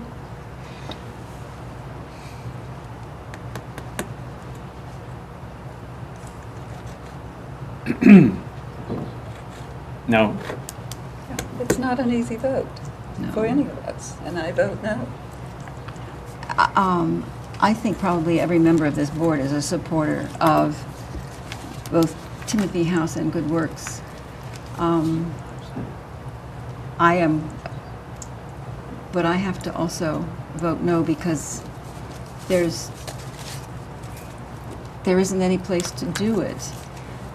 I mean, however, not being happy about it doesn't get you anything. I'm so sorry, but I'm afraid that we have to vote no. However, you do have the court as a resort if you feel that you've been aggrieved. And I'm sorry to have to be saying so. We want you to continue to do your good work. Thank you for all you've done so far. And now, we're finished with that. And, we do have to, has everyone had an opportunity to read them? Should we let everybody leave or? No. I'll run to the car now. Have we had? Deposition of the minutes?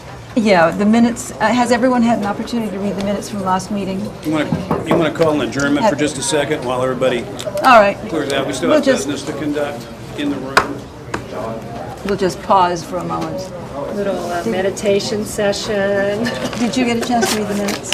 Did you get a chance to read the minutes? I wasn't here, so I didn't know if they were Oh, strict or not. and you don't get to vote on the minutes anyway then, right, I'd forgotten. They're online, I read them. Yes, they are. Well, some people read them online, some people don't. I read them. First time last month because you weren't here. You're welcome. That happened to me. I came in. Thrown into the fire. I came in, they threw me right in the fire. That one right there. And you're good in the fire. Oh, yeah. I'm glad I wasn't in this fire tonight. Thanks, Roger. Roger kept Mention too saying, that the television cameras are still going and the microphones are still on. thank you. Okay. Did we do something wrong? No, okay. We're Write down just, every one of those words. It's not a Are you really going to ask me to say that again? You gotta be kidding. yeah, Wrong place. okay, all right.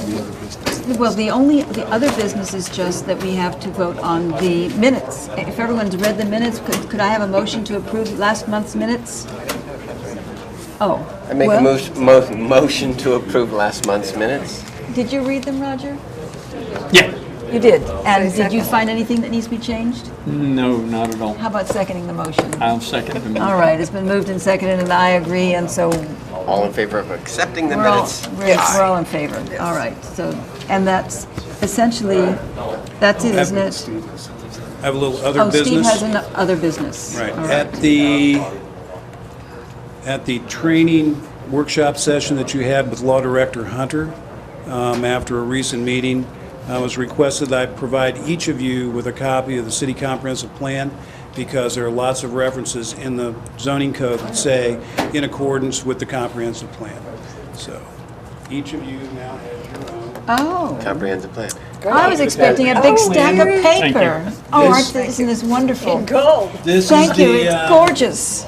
This is something that has been approved. This is the council-adopted comprehensive plan. Approved. Approved. By council. May of '07. It's a plan. Did you just? No, It doesn't mean it's going to go through as planned. No, even if it went through, it's just It's a just an plan, approved not plan. legislation. Okay. The next phase in the progression of the comprehensive plan is implementation. Council has implemented a couple things in relationship to the comprehensive plan, like the lowering of maximum building heights in the uptown area. They've done that already. There's site plan review. Title 41 that's now being considered by council was a proposed implementation measure from the comprehensive plan. So implementation is starting to happen. That's your guidance tool. What direction Okay, does everyone need to go? thank you. Thank you very much. And I, Is there anything I'm else? still trying to get you a copy of the planning commission's version that's not adopted, not official. The only reason I wanted to give it to you, though, was to many, it's a little easier to read and understand. Okay, well. So I'll still be appreciate it working when on you that, get but it. you have the official one in So your hand. you're gonna have a laptop at these meetings available, so we could use this as a reference when we need to? I can probably got access to a laptop or That'd be good. a PC. Okay. I think I addressed this. Great. We might even be able to project it on the wall. Allow them to That'd be. continue. If I had wireless internet like tonight when I was looking for what does the code section say about non-conforming use, I could have projected it. Just gone to the That would be website. very nice. I'd feel like I Well, was in church. maybe when the city they're hires a gonna got two planner and we have a parking planning spaces. department, they'll make, the presentations will be a little different, because I'm pretty stressed right now, and so is Paul, as you can tell, just to get here and do the things we do, because this is not, I mean, I'm supposed to be here at the meeting, but this is really not what we do. Okay. This is not really what we do either. All right. So, but anyway, yeah, Well- things could be a lot better. We'll try to make them better as we Okay. can. Well, then, we're done, I think. Yeah, I'm going to wait. I think we are now adjourned. We're done. Accepting for Betty.